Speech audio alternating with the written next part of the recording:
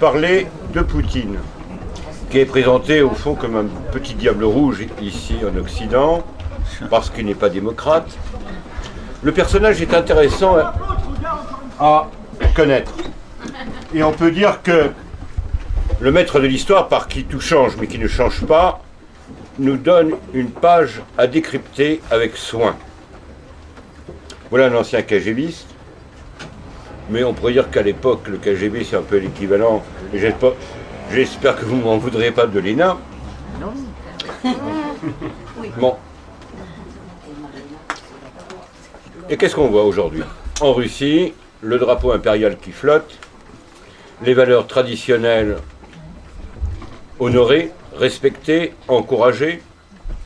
Si on regarde les discours politiques de Poutine, en particulier celui de 2013, on voit qu'il cite Dostoïevski, on pourrait dire, bah oui, c'est la littérature russe, mais Danielewski et d'autres penseurs, Léontiev, d'autres penseurs slavophiles. C'est un peu comme si un chef d'État français citait La Tour du Pin, Maistre, Bonald, les auteurs légitimistes. Et si on regarde nos chefs d'État, on voit très bien que la référence politique à la culture, aux auteurs, est très maigre. Et que, en quelque sorte, on pourrait dire avec Michéa que le politique est mort. Donc la Russie nous donne une véritable leçon de choses, d'une renaissance disons, de la dignité, de la fierté d'un peuple et la réappropriation de sa culture. Alors bien sûr, on pourra gloser sur l'utilisation par les politiques de la littérature. Mais comparer par exemple certains discours de M. Hollande, où il est tout juste capable de citer par oui-dire les mémoires de sa seconde concubine, et les discours de Poutine. Qu'est-ce qu'on voit? Que l'Europe, au nom de ses prétendues valeurs, et on a vu la grenouille de bénitier, démocrate crétin Bayrou, parler des valeurs sans préciser lesquelles, et bien sûr tout le monde a compris, ce sont les valeurs maçonniques. Or, Poutine, bon, on est dans le relatif, dans le politique, dans ce qui est de l'art du possible. Il maintient une politique de retour aux valeurs traditionnelles, familiales, aux valeurs de la Sainte Russie, et il espère, ou il attend, que les forces spirituelles lui emboîtent le pas. Sur le plan géopolitique, mais il souhaite un monde bipolaire, ou multipolaire, et c'est sans doute grâce à lui que la Syrie, n'en déplaise aux Occidentaux, n'est pas devenue un pays vide de chrétiens. Et il est important de voir aussi sur le plan géopolitique que la Russie, aujourd'hui, se présente au Moyen-Orient, non pas comme autrefois le défenseur des orthodoxes, mais des chrétiens. Il y a une nuance importante à saisir. Voilà, je pense que j'en ai dit assez. Non, je vous en prie. Allez. Bon, frère Thierry, mesdames, messieurs, chers amis, donc il m'a été demandé quelque chose qui n'est pas si simple, de vous parler de Vladimir Poutine. Bon, Vladimir Poutine, d'abord, je ne le connais pas très bien, je l'ai rencontré pour l'instant tout et pour tout 2 fois. Une fois à l'inauguration d'un monument aux morts des Russes qui se battaient avec les troupes françaises en 1914 contre l'Allemagne, ce qui est un détail qui échappe à beaucoup de gens aujourd'hui. Et puis je l'ai vu une 2e fois, alors là beaucoup plus longuement, c'est au club de Valdaï dont je suis membre, qui est un club d'experts réunis par Vladimir Poutine, qui se réunissait en octobre à Sotchi. Et pendant 1 semaine, donc, on a travaillé sur le sujet de l'ordre mondial. Et le dernier jour, il est venu parmi nous. Et il est resté à discuter une journée entière avec nous. Bon, mais j'étais pas en tête-à-tête avec lui, bien sûr. Hein. Mais enfin, c'était déjà un grand privilège de pouvoir le voir d'aussi près, si longuement. Je vais essayer de vous dire quelques mots donc sur ce qu'il est, donc en parlant de ses origines, parce que ça c'est essentiel toujours chez quelqu'un. Et puis après, une fois que je vous aurai brossé un peu ce que je sais sur lui, Ensuite, je dirais quelques mots des résultats de sa politique, parce que ça c'est très important et ça explique son immense popularité aujourd'hui en Russie. Ça explique sans doute son immense popularité en Russie, puis ça explique aussi peut-être la haine dont il est l'objet de la part d'un certain nombre de médias occidentaux, parce qu'il incarne vraiment, pour certains, l'ennemi majeur. Bon. Alors, d'abord, les origines de Poutine. Alors, Poutine est né après la guerre, il est un peu plus jeune que moi. Il est né à Saint-Pétersbourg, c'est assez important parce que Saint-Pétersbourg c'est une ville, je connais bien notre ami Karol d'Aspry, une ville russe, mais en même temps très marquée par l'Occident, c'est ce qu'avait voulu Pierre le Grand, son fondateur. Et être né à Saint-Pétersbourg, ça veut dire aussi avoir eu une famille qui a vécu les horreurs de la Seconde Guerre mondiale de façon particulièrement terrible. La mère de Poutine a dû son salut apparemment presque au hasard, on peut dire, puisqu'elle était quasiment morte, elle était sur une charrette avec d'autres cadavres, et puis quelqu'un a vu qu'elle bougeait. Et alors, du coup, on l'a sortie de là, on s'est aperçu qu'elle était vivante, elle a survécu. Bon. Il ne faut pas oublier que Saint-Pétersbourg a été entouré par l'armée nazie pendant presque un an, et à la fin, il faisait très froid, il n'y avait pas de chauffage évidemment, on crevait de faim, et des milliers de gens sont morts de faim en fait, et de froid, mais même pas sous les coups des canons ennemis. Donc ça, je crois que ça a marqué son enfance quand même, les histoires qu'on racontait sur sa famille. Il a eu un frère qui est mort d'ailleurs, je crois qu'il est plus âgé que lui. Et il a été très marqué par ce siège de Saint-Pétersbourg, même s'il ne l'a pas connu lui personnellement, mais enfin à travers sa famille, quoi. Ça c'est un premier point. Deuxièmement, Saint-Pétersbourg, c'est une grande ville universitaire, ouverte sur l'Occident, et comme vous le verrez, j'en dirai un mot dans un instant, Poutine, au départ de sa carrière, est un homme très attiré par l'Occident et qui souhaite rapprocher la Russie de l'Occident, un peu comme l'a été Pierre le Grand, même s'il a eu quelques désillusions depuis. Donc c'est quand même le fait qu'il soit un homme de Saint-Pétersbourg, c'est très important, d'autant plus qu'à Saint-Pétersbourg, il y a eu un maire anticommuniste qui s'appelait Sobchak, qui a été le premier maire de la période après-communiste et qui était connu notamment pour ses convictions libérales en économie. C'est un économiste libéral anti-marxiste. On parle de l'école de Saint-Pétersbourg, dont Poutine a été un disciple, et vous retrouverez ça dans certains éléments de sa politique, notamment de sa politique économique. Alors, le jeune Poutine est surtout féru de sport, d'après ce qu'on peut savoir. Il a été très marqué par son professeur de judo, par tous les différents sports de combat. Il en a fait un niveau très très élevé, hein, puisqu'il a été le champion du district de Leningrad, parce que la ville s'appelle maintenant Saint-Pétersbourg, mais la région s'appelle toujours Leningrad. Bon, c'est bizarre, mais c'est comme ça. Et donc le sport chez lui a toujours été quelque chose de très très important. Il continue à en faire énormément, d'ailleurs tous les jours. Et ça fait partie de son éthique de vie. De ce point de vue-là, il ressemble un peu à ce qu'ont pu être sans doute les anciens Grecs. Donc discipline sportive et discipline intellectuelle. Très jeune, il a été élevé dans une ambiance patriotique, disons, qui l'a conduit à vouloir travailler pour l'État et pour la Russie. Donc il s'est engagé dans l'armée. On dit toujours le FSB, enfin le KGB à l'époque, donc c'était les services secrets communistes bien sûr, mais c'était les services secrets de l'armée. En réalité c'était l'armée. Bon. Cette armée certes servait un pouvoir communiste à l'époque, c'est certain, mais elle était aussi marquée par les valeurs propres à l'armée qui existent dans toutes les armées du monde, même s'il y a une idéologie particulière.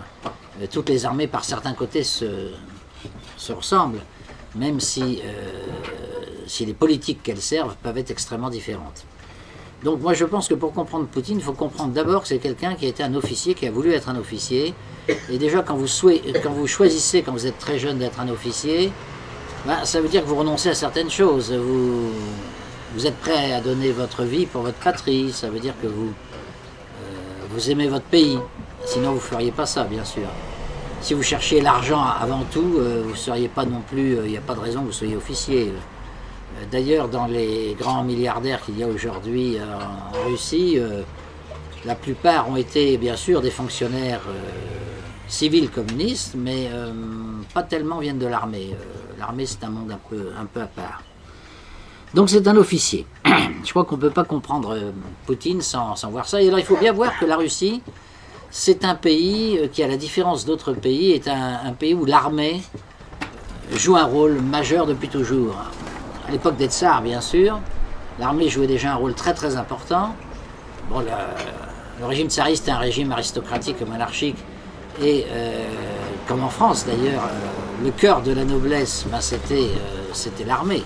C'était la noblesse de robe, la noblesse d'épée, la noblesse d'épée plutôt, je veux dire. Donc sa vocation et ses privilèges étaient liés au port des armes et à la capacité de donner sa vie pour le tsar en l'occurrence, pour la patrie et pour la religion orthodoxe, bon, pour ce qui concerne un russe.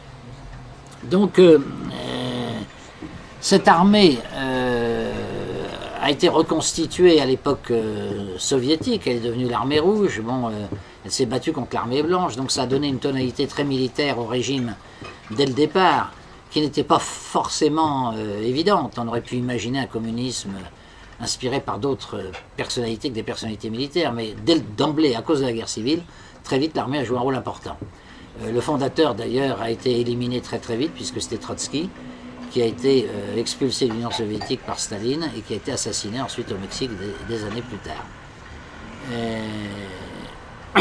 Après l'effondrement de l'Union soviétique, l'armée a connu une éclipse extrêmement grave, avec une chute totale de son budget, des soldes non payés, enfin vraiment un état d'effondrement complet de l'armée, qui en plus avait abandonné tous les pays de l'Est, et tous ses soldats et officiers étaient revenus en désordre en Russie où ils étaient mal accueillis. Enfin, ça a été une véritable période de catastrophe, cette période post-soviétique.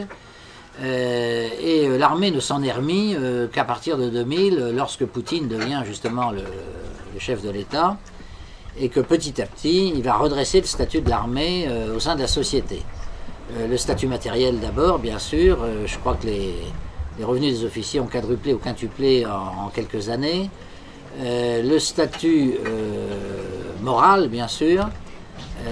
Enfin, le statut moral, l'armée ne l'a jamais complètement perdu. Je veux dire, même si elle avait perdu beaucoup de son importance à l'époque de Yeltsin, par exemple, qui est la première période où j'ai connu la Nouvelle-Russie, il n'en est pas moins vrai que l'armée comptait encore beaucoup. Je me souviens d'avoir été à un déjeuner, ceux qui l'ont déjà entendu, cette anecdote me pardonneront, mais un déjeuner qui m'avait beaucoup étonné. Je rencontre le général Koulikov, que j'ai revu d'ailleurs la semaine dernière à Moscou, qui est un des militaires les plus importants en Russie, il était ministre de l'Intérieur à l'époque sous Yeltsin. Et le général Koulikov me dit, voilà, je n'ai pas le temps de vous recevoir parce qu'aujourd'hui c'est un jour de fête, et je vous ai fait inviter à cette fête d'ailleurs.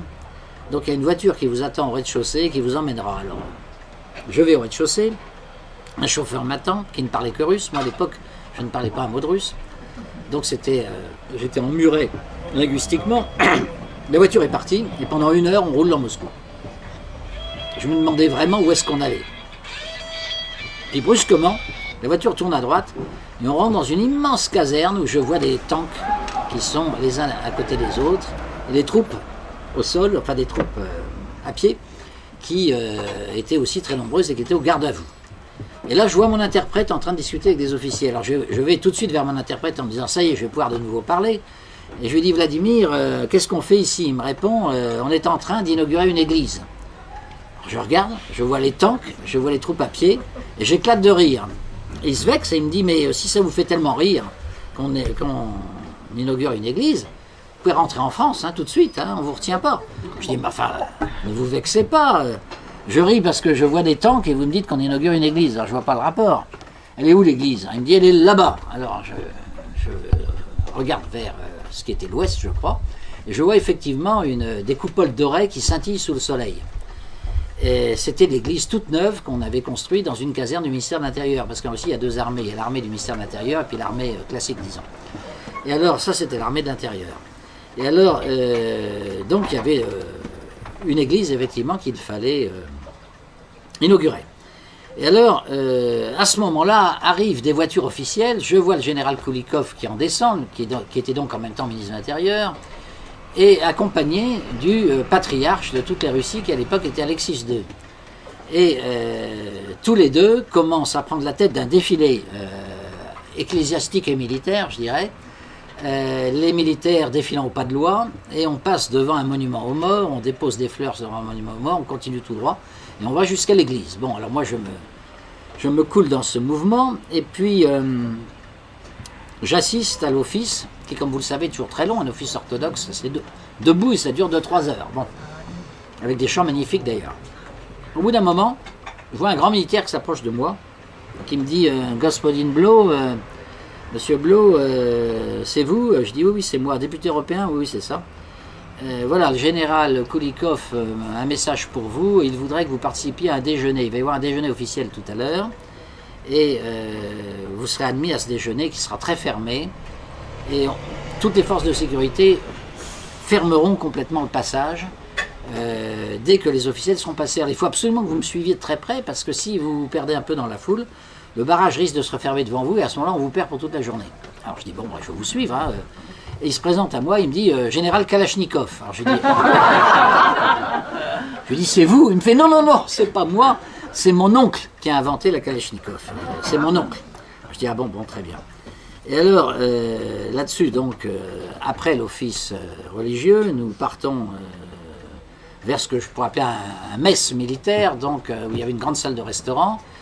Et là, en entrant, je vois d'abord un orchestre militaire qui chantait une chanson assez connue à l'époque en Russie qui s'appelle Monsieur l'officier. Et les paroles de la chanson, c'était Monsieur l'officier, tu es le bienfaiteur de la patrie. Monsieur l'officier, tu défends la veuve et l'orphelin. Monsieur l'officier, on compte sur toi. Monsieur l'officier, tu nous protégeras contre l'ennemi, etc.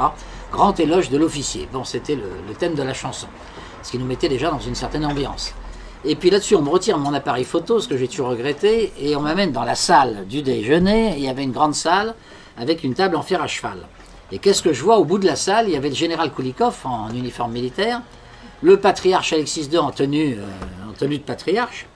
Du côté du patriarche, il n'y avait que des métropolites, donc des archevêques, si vous voulez. Du côté du général, il n'y avait que des généraux de l'armée de l'intérieur, donc tous, chacun, si je puis dire, dans l'uniforme de leur fonction. Et puis tout à fait en bout de table, il y avait mon interprète et moi, nous étions les deux seuls civils.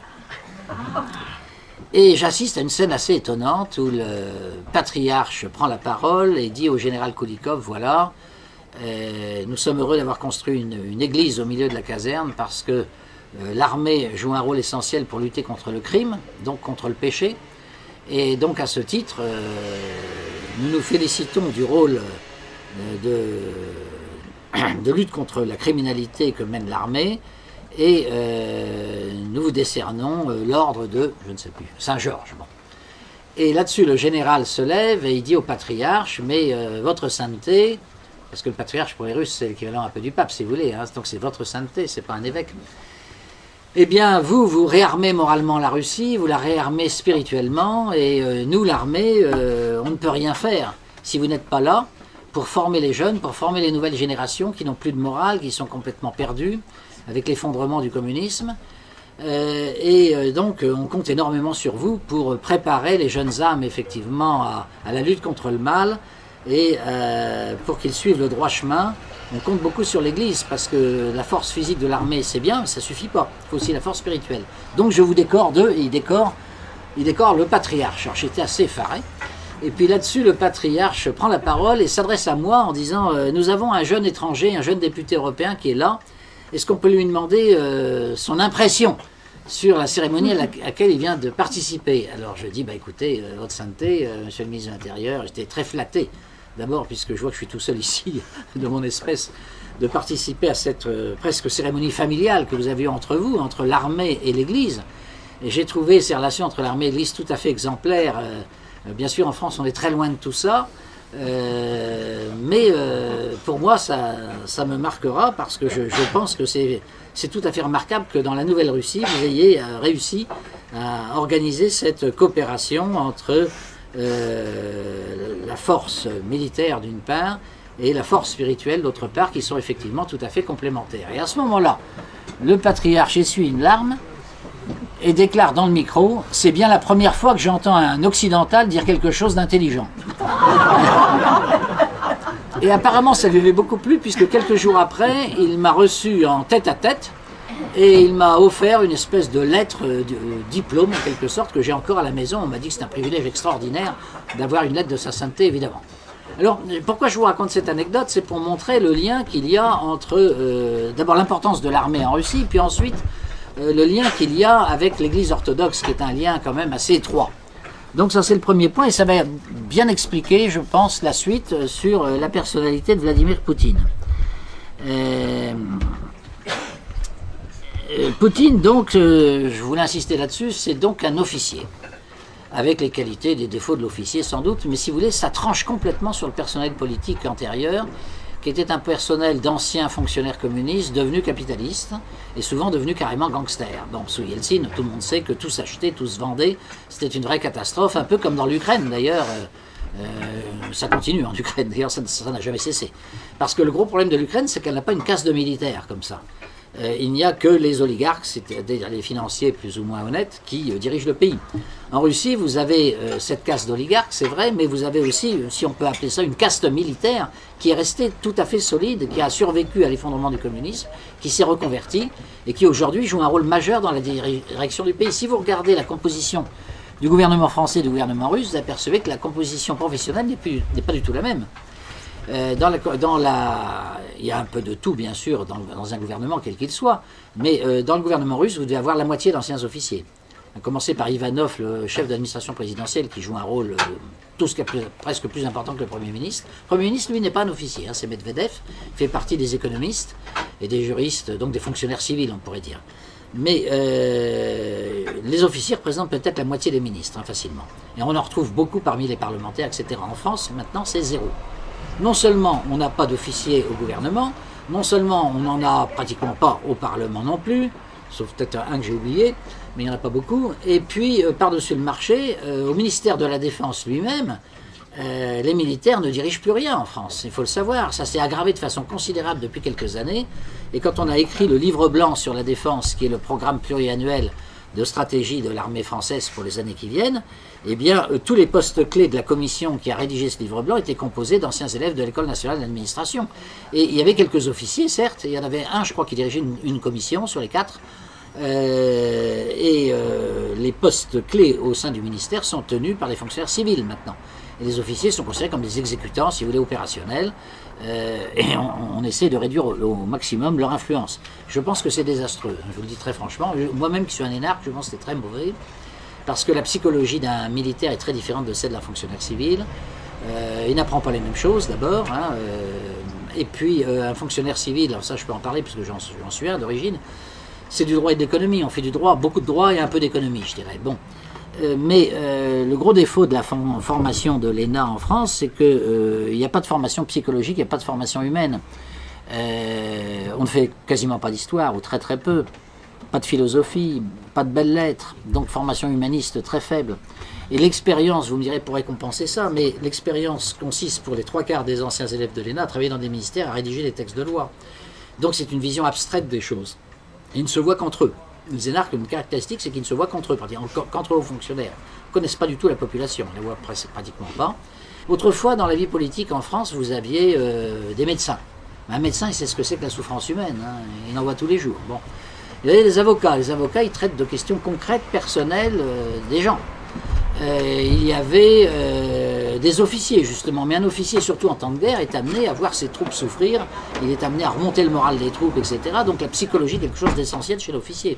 Donc toute une série de professions qui jouent un rôle important dans la politique autrefois. C'était avant tout des meneurs d'hommes, c'était des gens qui comprenaient la psychologie, qui connaissaient les hommes, qui connaissaient aussi l'histoire de la patrie, avec donc ils avaient, parce que l'histoire et les belles lettres, la philosophie, la psychologie, tout ça, c'est une culture humaniste, si vous voulez, qui vous permet, qui vous aide à pouvoir gouverner un pays. Et tout ça a complètement disparu, parce que l'essentiel des hommes politiques aujourd'hui est des plus importants, il y a des exceptions, mais en général, ce sont des technocrates, sont des hauts fonctionnaires, qui peuvent être brillants dans leur domaine, qui peuvent être de bons juristes, encore que je crois que c'est très mauvais pour un homme politique de n'être que juriste, et de ne pas avoir d'autres formations, et notamment une formation historique et philosophique. Ça. Alors en Russie, c'est complètement différent. Donc il faut bien voir que Poutine, il est l'expression, si vous voulez, d'une catégorie d'officiers, en plus hautement intellectualisés, parce que c'est le KGB, justement, qui est devenu le FSB. Maintenant, ben, c'est pareil, c'est les services secrets d'information, et c'est l'élite intellectuelle de l'armée, si je puis dire. Et c'est important de savoir ça, parce que quand Yeltsin a terminé sa carrière, si je puis dire, dans l'humiliation nationale, il faut bien dire, c'était une catastrophe, et dans l'alcool aussi, à titre personnel, les milieux dirigeants de la Russie se sont bien sûr préoccupés de la succession d'Yeltsin. Et c'est comme ça que Poutine a été mis en avant, et je pense que Poutine a été choisi par l'état-major, le grand état-major militaire, le grand état-major du FSB, pour prendre la succession. Et donc, et je vous dis ça, c'est parce que tout de suite, ça répond peut-être à une question qui pourrait venir à votre esprit, c'est si Poutine disparaît, qu'est-ce que devient la Russie? À mon avis, si Poutine disparaît, après tout, il a disparu 10 jours. Là. Je vous signale qu'il est revenu d'ailleurs. Hein, au cas où on ne vous l'aurait pas dit, il est revenu, il était tout simplement dans sa maison de Valdaï. Et donc, si Poutine disparaît, ben, vous aurez un autre Poutine qui sera forcément différent, bien évidemment. Mais vous aurez une personnalité qui viendra des mêmes milieux militaires, des mêmes milieux très attachés à la patrie, au service de l'armée. Lié très probablement aussi à l'église orthodoxe, j'y reviendrai. Et donc le régime continuera sur sa lancée avec des hommes probablement de la même trempe. On en connaît quelques-uns déjà qui commencent à se... Je vous en citerai deux, mais je n'ai pas de secret du Kremlin particulier à vous dévoiler. Hein. Mais je pense à deux personnes parce qu'on me les a souvent cités en Russie. Et ça fait partie des gens qui pourraient un jour peut-être succéder à Poutine si c'est nécessaire. Bon, c'est pas dans l'ordre du jour pour l'instant. Je pense à deux personnes qui sont... D'une part, le ministre de la Défense, M. Shoigu, qui est un général d'armée, alors pour le coup, mais qui pourrait accéder à des fonctions très importantes, parce qu'il a très bien réussi dans tous les postes qu'il a eu dans le passé. Ça fait des années qu'il est ministre. Maintenant, il est actuellement ministre de la Défense. Et puis l'autre, c'est Dimitri Ragozine, que je connais un peu, qui a été le chef d'un petit parti à l'origine qui s'appelait Rodina, c'est-à-dire la patrie, ça veut tout dire. Et Ragozine a été longtemps ambassadeur de la Russie auprès de l'OTAN, ce qui n'est pas une tâche très facile, comme vous le devinez. Et en tant qu'ambassadeur auprès de l'OTAN, il a eu quelques déclarations qui ont provoqué souvent des scandales dans la presse occidentale, notamment une fois où quand les Américains parlaient d'installer des missiles antimissiles aux portes de la Russie, il a dit qu'il faudrait tout de même que les Occidentaux, ces mauvais chasseurs, n'est-ce pas, arrêtent d'agacer systématiquement l'ours en tournant tout le temps autour de sa tanière, parce qu'il pourrait arriver un jour que l'ours sorte de sa tanière et à ce moment-là, il bottera le cul de tous ces mauvais chasseurs. Alors tout le monde a dit « Oh, quel vocabulaire, c'est pas diplomatique, qu'est-ce que c'est que cet ambassadeur, etc. » Mais enfin, ça vous donne une idée du personnage. C'est pas un personnage qui, non plus, se laisse impressionner. Et alors, depuis, il n'est plus ambassadeur à l'OTAN, il est actuellement ministre de ce qu'on pourrait appeler le complexe militaro-industriel, c'est-à-dire des industries de défense russes. Voilà, alors pour citer deux personnes, hein, il y en a d'autres, vous noterez que je n'ai pas cité Medvedev, non pas que j'ai quelque chose contre lui, mais lui c'est un juriste, c'est différent, il est plus classique, les Occidentaux l'aimaient bien parce qu'il ressemblait plus à ce qu'on connaît nous, tandis que ces militaires politisés, si vous voulez, ou ces politiques militarisés, c'est une espèce qui a à peu près disparu chez nous, depuis la Seconde Guerre mondiale, où il y en a eu beaucoup, il y a eu Franco, il y a eu De Gaulle, il y a eu pas mal de gens qui faisaient de la politique et de l'armée en même temps, mais aujourd'hui ça s'est perdu. Alors en Russie ça s'est pas perdu du tout. Donc, c'est pour ça que je me suis permis d'insister un peu longuement peut-être sur ce point, mais on ne peut pas comprendre Poutine si on ne comprend pas que c'est un officier et qu'il exprime aussi les idées dominantes de cette caste d'officiers qui aujourd'hui contrôle le gouvernement russe très largement, très très largement. Alors, deuxième caractéristique de Poutine, complètement différente de la première, et qu'on oublie tout le temps, et que les Occidentaux font exprès d'oublier d'ailleurs, parce que ça ne cadre pas. Le côté que je viens de vous dire, là on insiste dessus, on ne dit jamais que c'est un officier, on dit toujours que c'est un type du KGB, un ancien du KGB, donc ça sous-entend communiste, et ça sous-entend espion, donc un sale type, quoi. Bon, deuxième, je dirais, volet de la personnalité de Poutine, outre le sportif et l'officier, ça va ensemble, c'est l'économiste. Alors oui, il a fait effectivement des études d'économie à l'université de Saint-Pétersbourg. Il a été l'adjoint de Sobchak, le ministre, le professeur d'économie d'ailleurs, et qui a été maire de Saint-Pétersbourg. Et il était donc très proche de Sobchak, il était son adjoint en relations internationales, donc il s'occupait des affaires internationales et donc des affaires économiques de la ville de Saint-Pétersbourg. Il a écrit une thèse à l'époque. Paraît-il qu'il est absolument impossible de mettre la main dessus, je ne sais pas pourquoi, mais enfin cette thèse a disparu. il a fait une thèse sur le port, le développement du port de Saint-Pétersbourg, qui est une thèse de sciences économiques en fait, hein. Donc c'est un économiste aussi. Et alors là, c'est un économiste, ça peut peut-être vous surprendre, mais je dirais que c'est un économiste, faute de trouver un meilleur qualificatif, qui est plutôt libéral. Bon, c'est-à-dire il est très anticommuniste, très antisocialiste, il est très favorable à la libre concurrence, à la libre entreprise. Et d'ailleurs, les grandes lignes de la politique russe, si vous écoutez bien les discours économiques de Poutine, c'est ça. C'est-à-dire que, bien sûr, on veut préserver les intérêts nationaux, on veut empêcher certains accords industriels avec l'Occident qui pourraient menacer l'indépendance de la Russie, comme c'était le cas à l'époque d'Yeltsin, où les grandes compagnies pétrolières américaines cherchaient à mettre la main sur le pétrole et sur le gaz russe. Alors là, il y a des interdits qui sont arrivés de l'État, qui sont arrivés de Poutine. Il a voulu remettre à sa place un certain nombre d'oligarques qui faisaient des choses qu'il considérait comme malsains, notamment sur le plan social. Alors il y a un petit sketch que vous avez peut-être vu à la télévision qui est assez extraordinaire, où on voit Poutine au milieu d'industriels, dans une zone où on ferme des entreprises, où on met des ouvriers au chômage. Et Poutine veut obliger ces industriels à conserver ces ouvriers parce que ce sont des entreprises qui en même temps font beaucoup de profit. Hein, je veux dire. Comme elles font beaucoup de profit, il estime donc qu'il n'y a pas de raison de mettre les gens au chômage. Et il fait donc signer un protocole à ces industriels. Alors, on le voit, on peut le retrouver sur Internet. On voit ce sketch, donc on voit Poutine en train de faire signer cet accord. Les industriels font tous des têtes d'enterrement.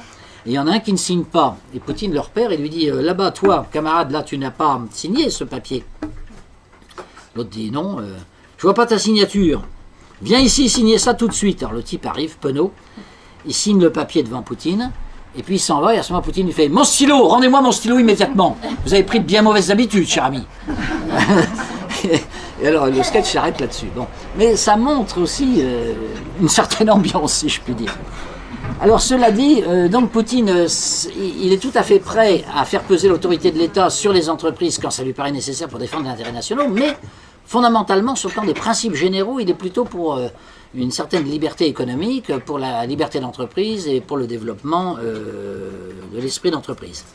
Et ça se voit d'ailleurs au résultat, c'est que le niveau de vie de la Russie a doublé en 10 ans, que plein d'entreprises françaises sont parties là-bas. Vous avez 1500 entreprises françaises qui travaillent avec la Russie. Alors, je dirais tout de suite, on n'est pas les premiers, les Allemands, ils ont 3500 entreprises qui travaillent avec la Russie. Mais c'est beaucoup. Et par contre, les Russes investissent peu en France, hein. C'est 10% de ce que nous on investit là-bas chez eux. Mais si Total, une pensée pour feu Marjorie, qui est mort dans un accident d'avion, enfin de piste si vous voulez, qui était un des plus grands chefs d'entreprise français favorables à la coopération avec la Russie. Donc des entreprises comme Total, comme Auchan, comme Danone, comme Renault, donc des entreprises énormes, ont investi en Russie massivement, ont des dizaines, des centaines de milliers d'employés même. Si j'allais oublier la filiale de la Société Générale, la Rosbank, qui est la deuxième banque de Russie, qui est une banque française en fait, enfin une filiale d'une banque française. Toutes ces entreprises françaises sont parties là-bas, font énormément de bonnes affaires là-bas, et vous doutez bien que si la Russie était ce qu'on décrit parfois, c'est-à-dire un pays de voyous, de gangsters comme l'Ukraine, parce que l'Ukraine c'est ça, mais si c'était un pays de voyous, de gangsters où le droit n'est pas respecté, je ne vois pas pourquoi tous ces chefs d'entreprise seraient masochistes au point d'investir là-bas. Il est bien évident, moi je connais d'ailleurs même des députés français qui ont acheté un appartement à Moscou. S'ils ont acheté un appartement à Moscou, c'est parce qu'il y a aujourd'hui un droit de propriété qui est respecté. Ils ne sont quand même pas complètement fous. N'achetez pas un appartement dans un pays où un dictateur, le lendemain, peut vous l'enlever et vous le confisquer. Bon, ça a été comme ça autrefois en Russie, hein, notamment au moment de l'effondrement soviétique, il y a une période de gangstérisme où c'était comme ça. Mais aujourd'hui, le droit est rétabli, c'est tout à fait différent. Vous avez même une loi très très sévère, dont on ne parle jamais en Occident, bien sûr, contre la corruption. C'est comme on veut absolument démontrer que la Russie est un pays corrompu où il n'y a pas de droit, etc. Donc on n'en parle pas. Mais il est bien évident que s'il y a tellement d'entreprises françaises qui s'engagent là-bas, c'est qu'elles ont des garanties. Sinon, elles n'iraient pas. Et en plus, elles font beaucoup de profit. Je citerai encore deux cas. C'est Servier, je viens d'y penser brusquement, Laboratoire Servier, qui ont beaucoup investi là-bas. Et puis une autre, alors que vous ne connaissez pas, une entreprise qui fabrique des toits de villas, des toits de maisons. Et le chef d'entreprise me disait, moi je fabrique des toits de maison. Alors j'ai commencé en France, j'ai une entreprise dans la vallée du Rhône, mais qui ne me rapporte pas grand-chose parce que les charges sont tellement lourdes en France, entre les charges, les obligations diverses, les impôts, etc. J'arrive juste à équilibrer mes affaires. Mais j'ai une filiale en Russie où je fabrique aussi des toits de maison et je tire de cette filiale 90% de mes profits. C'est pour ça d'ailleurs, ça vous explique pourquoi d'ailleurs le patronat français est tellement hostile aux sanctions. Et le patronat allemand aussi d'ailleurs. Tous les patronats européens sont hostiles aux sanctions parce qu'ils veulent le développement des relations économiques avec la Russie, parce que la Russie est prospère, elle est pleine d'avenir sur le plan économique. même si parfois les journalistes disent le contraire. C'est pas du tout ce qu'on prétend, en disant Alain Juppé, je suis désolé pour lui, enfin je pensais qu'il était un peu plus intelligent quand même, je le connais très bien, hein, je le tutoie, je le connais très bien, mais Alain Juppé dit un jour, oui la Russie de toute façon on n'a pas tellement à s'en préoccuper, en tout cas sur le plan économique, car ça n'est rien d'autre qu'une deuxième Arabie Saoudite. Bah, je suis désolé, l'Arabie Saoudite d'abord n'a que peut-être une vingtaine de millions d'habitants, là il y en a quand même 150, alors c'est pas le même poids, et ensuite surtout la Russie est un pays de très très haute technologie. Actuellement, quand vous voulez envoyer des hommes dans l'espace, il n'y a qu'une seule fusée qui permet de le faire, c'est la fusée russe, Soyouz, puisque les Américains ont renoncé à ce genre d'opération. Vous avez plein de domaines d'ailleurs, parce qu'ils sont très mauvais par contre pour faire leur propagande, contrairement aux Américains. Alors par exemple, vous ne savez peut-être pas que Google, bon tout le monde connaît Google, le moteur de recherche d'origine américaine qu'on utilise tous, ben, les Russes ils en avaient un 2 ans avant nous. À l'époque Google n'existait encore pas, il y avait Yandex qui existe toujours d'ailleurs, qui était le principal moteur de recherche sur les ordinateurs russes. Autre exemple, alors ça vous le connaissez probablement, parce que si vous avez presque tous ici les ordinateurs, vous avez un antivirus presque obligatoire qu'on vous met d'office qui s'appelle Kaspersky, puisqu'on le prononce à l'anglaise, on va Kaspersky. Et cet antivirus Kaspersky, c'est un brevet russe, en réalité c'est une entreprise totalement russe. Et ils sont les leaders de la protection informatique antivirus, donc c'est de la très très très haute technologie. Pour vous prendre 2-3 exemples, hein, enfin bon, le but ce soir n'est pas de parler d'économie, mais ceci pour vous dire donc que c'est une économie dynamique, une économie où les impôts sont très bas par rapport aux impôts français. La pression fiscale en Russie c'est à peu près la moitié de la pression fiscale totale que nous avons en France. L'impôt sur le revenu, pour vous donner une idée, ils ont adopté la flat tax qui était préconisée par les économistes et prix Nobel d'économie libéraux américains, c'est-à-dire un taux unique. Quel que soit l'argent que vous gagnez, vous payez toujours 13% en Russie, toujours 13%. Que vous gagnez un salaire moyen ou que vous gagnez des milliards, vous ne paierez que 13%. Bon, mais en France c'est évidemment complètement différent. Bon, et dans la plupart des pays occidentaux d'ailleurs. Ce qui fait que vous avez évidemment beaucoup de fortunes qui sont développées à cause de ça. Mais ça permet aussi de réinvestir et ça permet de relancer la croissance. Vous avez un autre domaine où la Russie est considérée comme assez libérale, entre guillemets, c'est le droit du travail. En Russie, on peut assez facilement licencier quelqu'un, un peu comme aux États-Unis, si vous voulez. Le résultat, c'est que les entrepreneurs n'ont pas peur d'embaucher. Et le résultat, c'est qu'il n'y a pas de chômage, hein, enfin très peu. Vous avez 5% de chômeurs actuellement au plus fort de la crise. À Moscou, c'est à peu près 0%. Nous, en France, nous avons 10%, comme vous savez. Et chez les jeunes de moins de 25 ans, en France, vous avez 25% de chômeurs. Bon. Ben, ce drame du chômage qui frappe d'ailleurs toute l'Europe maintenant, et toute l'Europe du Sud notamment, puisqu'on atteint des taux très élevés en Espagne, en Italie, etc. Et surtout chez les jeunes, ce qui est particulièrement dramatique. Là-bas, ce n'est pas du tout le cas. Et d'ailleurs, c'est même tellement peu le cas que même encore maintenant, vous avez une immigration qui pose des petits problèmes marginalement d'Asie centrale, de gens qui viennent gagner de l'argent en Russie, parce qu'en Asie centrale, évidemment, ils n'en gagnent pas. Hein. Des gens d'Azerbaïdjan, qui évidemment parlent russe, parce qu'à l'époque soviétique, ça faisait partie de l'Union soviétique. Ensuite, ce sont des musulmans en général, et ils viennent donc en Russie pour gagner de l'argent, parce que l'économie marche bien.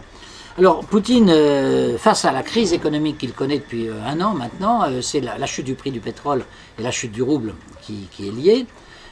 Face à et une croissance économique donc, qui est tombée à 0,6 l'année dernière, enfin c'est un petit peu mieux que nous, hein, à vrai dire, donc c'est pas si catastrophique que ça, mais l'année qui vient sera sans doute assez mauvaise.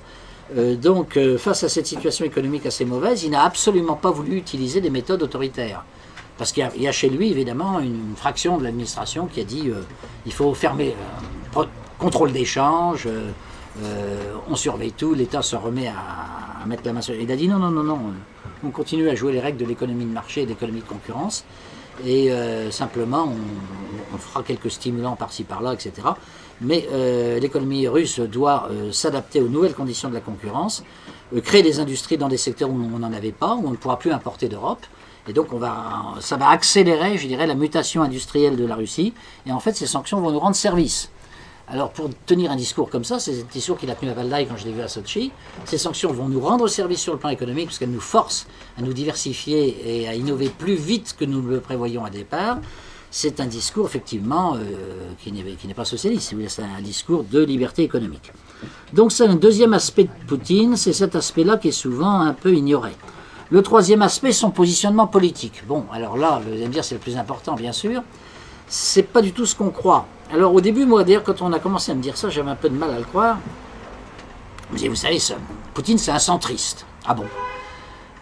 Un centriste, c'est-à-dire qu'il est au centre de l'opinion publique russe. Mais c'est parfaitement exact. C'est-à-dire qu'en réalité, il y a sur la gauche et sur la droite de Poutine des gens évidemment qui ne partagent pas tout à fait ses idées et qui sont très nombreux. Et il y a énormément de gens, il y a peut-être la moitié de la population russe qui est beaucoup plus à droite, beaucoup plus patriote, beaucoup plus conservatrice que Poutine lui-même. Il se situe au centre à peu près de la société russe.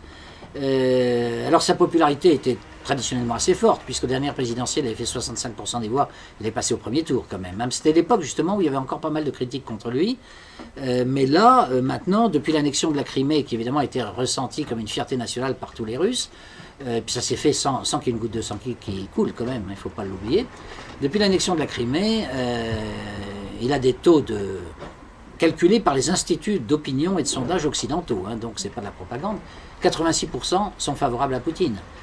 Moi-même, la semaine dernière, j'étais avec un professeur de philosophie qui n'était pas très favorable à Poutine, d'après ce qu'il m'a dit, je ne sais pas pourquoi d'ailleurs. Et il m'a dit, moi maintenant, depuis l'annexion de la Crimée, évidemment, je suis pour Poutine. Il me dit, mais comme tout le monde, à peu près comme tout le monde. Bon. Donc il est très bien vu, mais il se situe, je dirais, à peu près au centre de l'opinion russe. Alors simplement, ce qu'il y a, c'est que le centre de l'opinion russe n'a rien à voir avec le centre de l'opinion publique française. C'est-à-dire qu'en Russie, les valeurs sociales, mais courantes, banales, etc., sont à droite de celles du Front National en France. C'est la société qui est comme ça, toute la société, tout entière. Moi, j'étais frappé par une chose, je donne des cours, et je vais en redonner la semaine prochaine, à Novgorod. Velikiye Novgorod, c'est une très très jolie ville d'ailleurs, trop peu connue. C'est une des plus vieilles villes de Russie avec Kiev. Hein. C'était avant l'invasion mongole au XIIIe siècle. C'est les deux anciennes capitales de la Russie, Kiev et Novgorod. Et Novgorod, Velikiye Novgorod, puisqu'il y a deux Novgorod, Velikiye Novgorod, je donne des cours de sciences politiques là-bas. Et je les donne en français, ensuite c'est traduit en russe devant des étudiants qui sont en 4e année à peu près, en maîtrise si vous voulez. Des étudiants donc qui ont 20, 22 ans par là, des jeunes filles, des jeunes gens. Et puis on dit, bah maintenant c'est l'heure des questions. Alors posez des questions à Monsieur Blot. Alors je m'attendais à des questions sur mon cours. Il y en a eu d'ailleurs après. Mais les premières questions, ils m'ont dit, excusez-nous, c'est des questions qui ne portent pas directement sur votre cours, mais on ne peut pas s'en empêcher. Monsieur Blot, comment vous arrivez à vivre dans un pays aussi décadent que le vôtre, où il y a le mariage homosexuel? Comment vous supportez des choses pareilles? Alors j'ai dit, excusez-moi, d'abord j'y suis pour rien, c'est pas moi qui l'ai voté.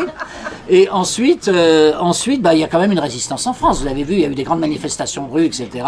Vous avez dû l'apprendre. Donc tous les Français ne sont pas d'accord, bien sûr, avec ça. Alors, réponse des étudiants, oui, d'accord, bon, évidemment, il y a une opposition à cela. Mais c'est tellement monstrueux, n'est-ce pas, ce qu'il y a chez vous? C'est tellement monstrueux, on est horrifié, épouvanté, etc. Et c'était vraiment leur première réaction, je dirais, viscérale. Des jeunes gens, des jeunes filles d'une vingtaine d'années, quoi. Hein, bon, d'ailleurs, ce qui est frappant quand vous allez dans les universités russes, c'est qu'il n'y a pas un mégot de cigarette par terre, il n'y a pas un papier qui traîne, il n'y a pas le moindre tag nulle part, tout est d'une propreté absolument... Alors je connais, en France ça existe aussi, hein, je donne des cours à l'Institut catholique de Rennes, où c'est comme ça. Mais c'est l'Institut catholique de Rennes, bien sûr, hein, qui n'a pas le droit d'ailleurs de s'appeler université, parce que dès que c'est catholique, le mot université est réservé à l'État. Ce qui est une marque de mesquinerie assez frappante d'ailleurs de notre système.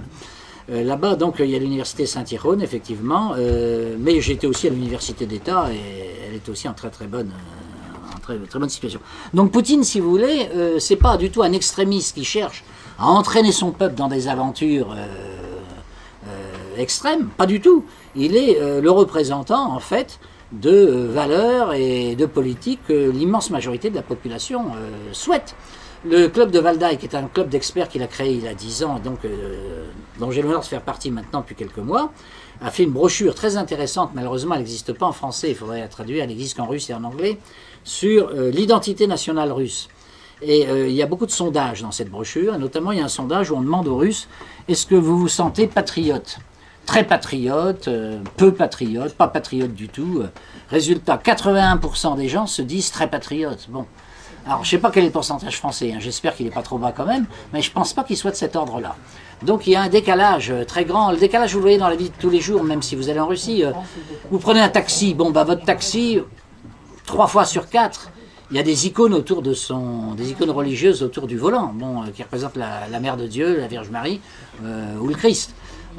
Bon, en France, vous pouvez tomber sur un taxi où il y aura un chapelet et une croix, mais c'est rare hein, quand même, c'est assez rare. Bon. Donc vous avez une ambiance qui est complètement décalée, c'est-à-dire que c'est une société traditionnalistes.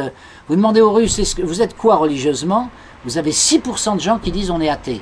Vous vous rendez compte? 6%, mais c'est rien du tout. C'est rien du tout. En France, ça doit faire entre un tiers et la moitié de la population. Ça n'a rien à voir. Et quand vous pensez qu'ils ont été communistes pendant 70 ans, c'est quand même assez incroyable de voir ce retournement inimaginable.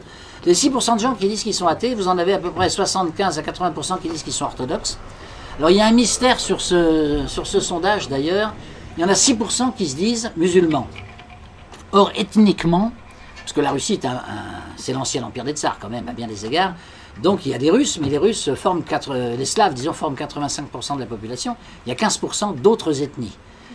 Qui sont souvent musulmans. Bon, pas toujours. Hein. Et vous avez aussi les bouddhistes, d'ailleurs. Vous avez 1 ou 2 millions de bouddhistes en Sibérie, en Bouriatie et en Kalmoukie en Europe, d'ailleurs. Bon, mais disons le gros, il y a 4 religions considérées comme traditionnelles en Russie, qui sont l'orthodoxie, l'islam, le bouddhisme et le judaïsme. Bon, le judaïsme, il n'y a pas beaucoup de monde. Le bouddhisme, c'est très minoritaire. Mais l'islam, il y a pas mal de monde. Il y a, 15 millions. Voilà, alors ça c'est ethniquement, ça fait 15 millions. Mais si vous vous faites des sondages, vous demandez aux gens, vous vous définissez comment religieusement, ben, vous n'avez que 6%. Et 6% c'est pas 15 millions, c'est beaucoup moins. Alors, ça fait la moitié moins. Donc ça veut dire qu'il y a la moitié des musulmans, quand vous leur demandez ce qu'ils sont, ils répondent pas qu'ils sont musulmans. Je sais pas ce qu'ils répondent. Enfin bon. Musulmans ethniques, je veux dire. Hein, pour le Tatarstan, je sais qu'il y a une partie des musulmans tatars qui se sont convertis à l'orthodoxie. Je ne sais pas quel est le pourcentage. De toute façon, les Tatars nous surprendront toujours parce que c'est le principal peuple musulman de Russie. Ils sont 5-6 millions quand même, hein, donc c'est pas mal. Beaucoup plus nombreux que les Tchétchènes, qui eux sont beaucoup plus remuants, bien sûr, comme vous le savez, qui sont 1,2 million. Mais les Tatars sont 5-6 millions. Et tout récemment, il y a l'autorité supérieure, je ne sais plus comment il s'appelle, enfin le président du conseil des grands muftis du Tatarstan, qui a fait une déclaration à l'occasion du Xème centenaire de la mort de Saint-Serge de Rajdonnej, qui est un des plus grands saints de l'histoire russe. Et à cette occasion, il a pris la parole à la télévision russe en disant « Je demande à tous mes coreligionnaires musulmans de prier », qui d'ailleurs envoie des troupes, si je puis dire, des sortes de mercenaires en quelque sorte, tchétchènes, pour combattre avec les séparatistes en Ukraine, contre le gouvernement de Kiev. Donc c'est vous dire quand même. Bon, alors, Kadyrov, pourquoi il se maintient au pouvoir en Tchétchénie? C'est parce qu'il y a eu d'abord la répression des islamistes, bon effectivement, des radicaux islamistes, mais il y a eu aussi une masse financière énorme qui s'est déversée sur Grozny. La ville a été entièrement reconstruite.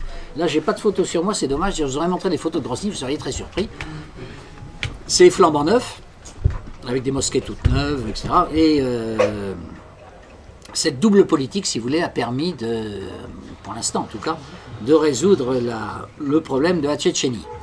Donc les Russes ont une bonne connaissance, je crois, des problèmes de cohabitation avec l'islam, parce que bon, c'est une tradition historique très ancienne, et à la fois ils sont extrêmement répressifs et durs lorsqu'il le faut, mais en même temps ils savent aussi lâcher un peu de lest pour que les gens se sentent quand même bien, à un tel point qu'effectivement vous avez même des régiments musulmans de l'armée russe qui sont des régiments qui reçoivent un enseignement patriotique permanent, si vous voulez, et qui ne posent pas de problème de dissidence.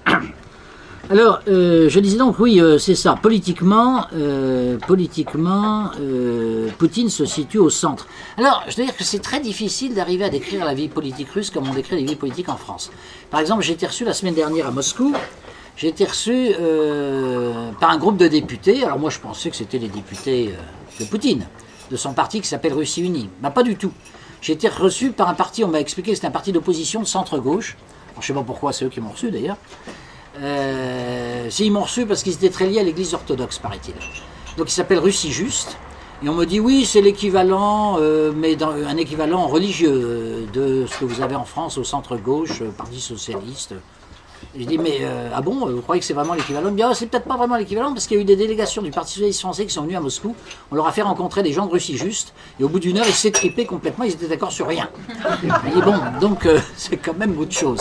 J'ai tenu mes discours habituels devant ces députés, et qui étaient des discours, bon, qu'on appellerait en France terriblement réactionnaires, et j'ai trouvé des gens qui étaient plutôt sur ma droite. Bon, et ça, c'est censé être Russie Juste. Donc, vous voyez, en Russie Juste, il y a une sensibilité un peu sociale, ils insistent un peu sur la nécessité, je sais pas, de renforcer les systèmes de sécurité sociale, etc.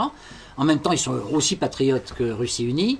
Et ils sont très attachés à l'Église orthodoxe aussi, donc ça n'a vraiment rien à voir avec la gauche française. Bon. Vous avez comme autre parti, alors le principal parti d'opposition dont on ne parle jamais, parce qu'on déteste tellement Poutine ici, qu'on ne veut jamais dire que son véritable opposant c'est le Parti communiste. Parce que être anti-Poutine, ça voudrait dire on veut que Poutine s'en aille et soit remplacé par le principal parti d'opposition. Or, le principal parti d'opposition, c'est le Parti communiste, carrément. Oui, qui fait quand même encore 25% des voix, dirigé par Zyuganov. Et c'est pour ça, alors on vous dit, l'opposition, la grande opposition à Poutine, c'est M. Nemtsov, le pauvre qui a été assassiné, là. Ou alors, on vous dit, c'est M. Navalny. Mais M. Navalny, il n'a pas de parti politique quasiment, et il a fait, c'est vrai, 20 à 30% des voix à Moscou, ce qui était très bien, mais c'est un type complètement isolé en fait. Et les gens que l'Occident met toujours en avant comme étant les grands opposants à Poutine, électoralement, c'est des gens qui ne pèsent pas 5%, puisqu'ils n'arrivent pas à être députés à la Douma, au Parlement. Donc la vraie opposition, c'est le Parti communiste, mais on ne veut pas le dire. Parce que dire que l'opposition c'est le Parti communiste, ça voudrait dire il faut que Poutine reste. Bon, et comme on est anti-Poutine, on ne veut pas insister sur le fait qu'il y a cette opposition communiste. Bon, cette opposition communiste d'ailleurs, elle s'est considérablement, je dirais, elle est devenue considérablement révisionniste. C'est ainsi que, pour vous donner une idée, mais ça vous donne une idée du climat général de la politique en Russie. Donc je termine peut-être le panorama des partis en quelques mots. Donc vous avez Russie Unie qui fait plus de la moitié des députés, ça c'est Poutine. Vous avez Russie Juste, qui est le parti de centre-gauche. Vous avez le Parti communiste qui fait 25% des voix, qui est le deuxième grand parti. Vous avez aussi un quatrième parti qui est Zhirinovsky, qui est l'extrême droite de l'extrême droite, disons, par rapport aux critères français. Bon, ultranationaliste. Et voilà à peu près la composition du Parlement. Et le Parti communiste lui-même, si vous voulez, est très différent sans doute de ce qu'il a été autrefois. Et moi j'ai eu une des grandes surprises de ma vie déjà il y a une dizaine d'années. On m'avait demandé d'aller voir le Parti communiste. J'étais député européen, hein, donc je devais voir tous les partis politiques russes. Et donc, certains connaissent déjà cette anecdote sans doute. Donc, on me dit, vous pouvez voir le numéro 2 du parti, ça sera intéressant pour vous parce que c'est l'idéologue. Je dis, ah bah oui, je serais intéressé de discuter avec l'idéologue. M. Podberioskine. Et M. Podberioskine, qui est l'idéologue du Parti communiste, qui est le numéro 2 du parti, dans la hiérarchie du parti, ça l'embête de vous recevoir au Parti communiste, parce que vous êtes quand même très marqué à droite, bon, et puis pour vous, c'est peut-être pas l'idéal non plus d'aller au siège du Parti communiste. Donc on propose un lieu plus neutre, qui est le think tank, en bon français, le club de réflexion du Parti communiste russe. Alors je dis, ah bah oui, mais ça m'intéresse beaucoup. Bon, alors on va vous donner l'adresse, ce club de réflexion s'appelle Héritage spirituel de la Russie. Je dis quoi? Héritage spirituel de la Russie. Non, et ça c'est le... Vous vous trompez, non? C'est un club de droite. Ah non, non, non, c'est le club du Parti communiste. C'est là où il y a tous les intellectuels du Parti communiste. Ça s'appelle Héritage spirituel de la Russie. Bon, alors j'y vais. Je trouve une jolie petite villa, 19e, très bien restaurée, avec une plaque dorée, où on voit Saint-Georges terrassant le dragon. Donc ça avait remplacé la faucille et le marteau, si je puis dire. Saint-Georges terrassant le dragon, avec marqué à côté Héritage spirituel de la Russie. Je rentre dans le bureau du directeur, je vois des icônes partout. Il y avait presque autant d'images saintes qu'ici chez Frère Thierry, vous voyez. Alors je me dis, c'est quand même bizarre, est-ce que je suis bien au Parti communiste? Et alors, le patron arrive, alors lui, il ressemblait vraiment à un communiste, c'est-à-dire qu'il était tout gris. Tout était gris, son visage était gris, son costume était gris. Il ressemblait vraiment aux apparatchiks, vous savez, qu'on a vu autrefois à la télévision. Alors, il me reçoit très aimablement, je lui dis, monsieur, je suis très flatté d'être reçu par vous, mais je suis très surpris, je vous cache pas, de voir toutes ces icônes. Il me dit, ah bon, vous n'aimez pas ça, ça vous plaît pas?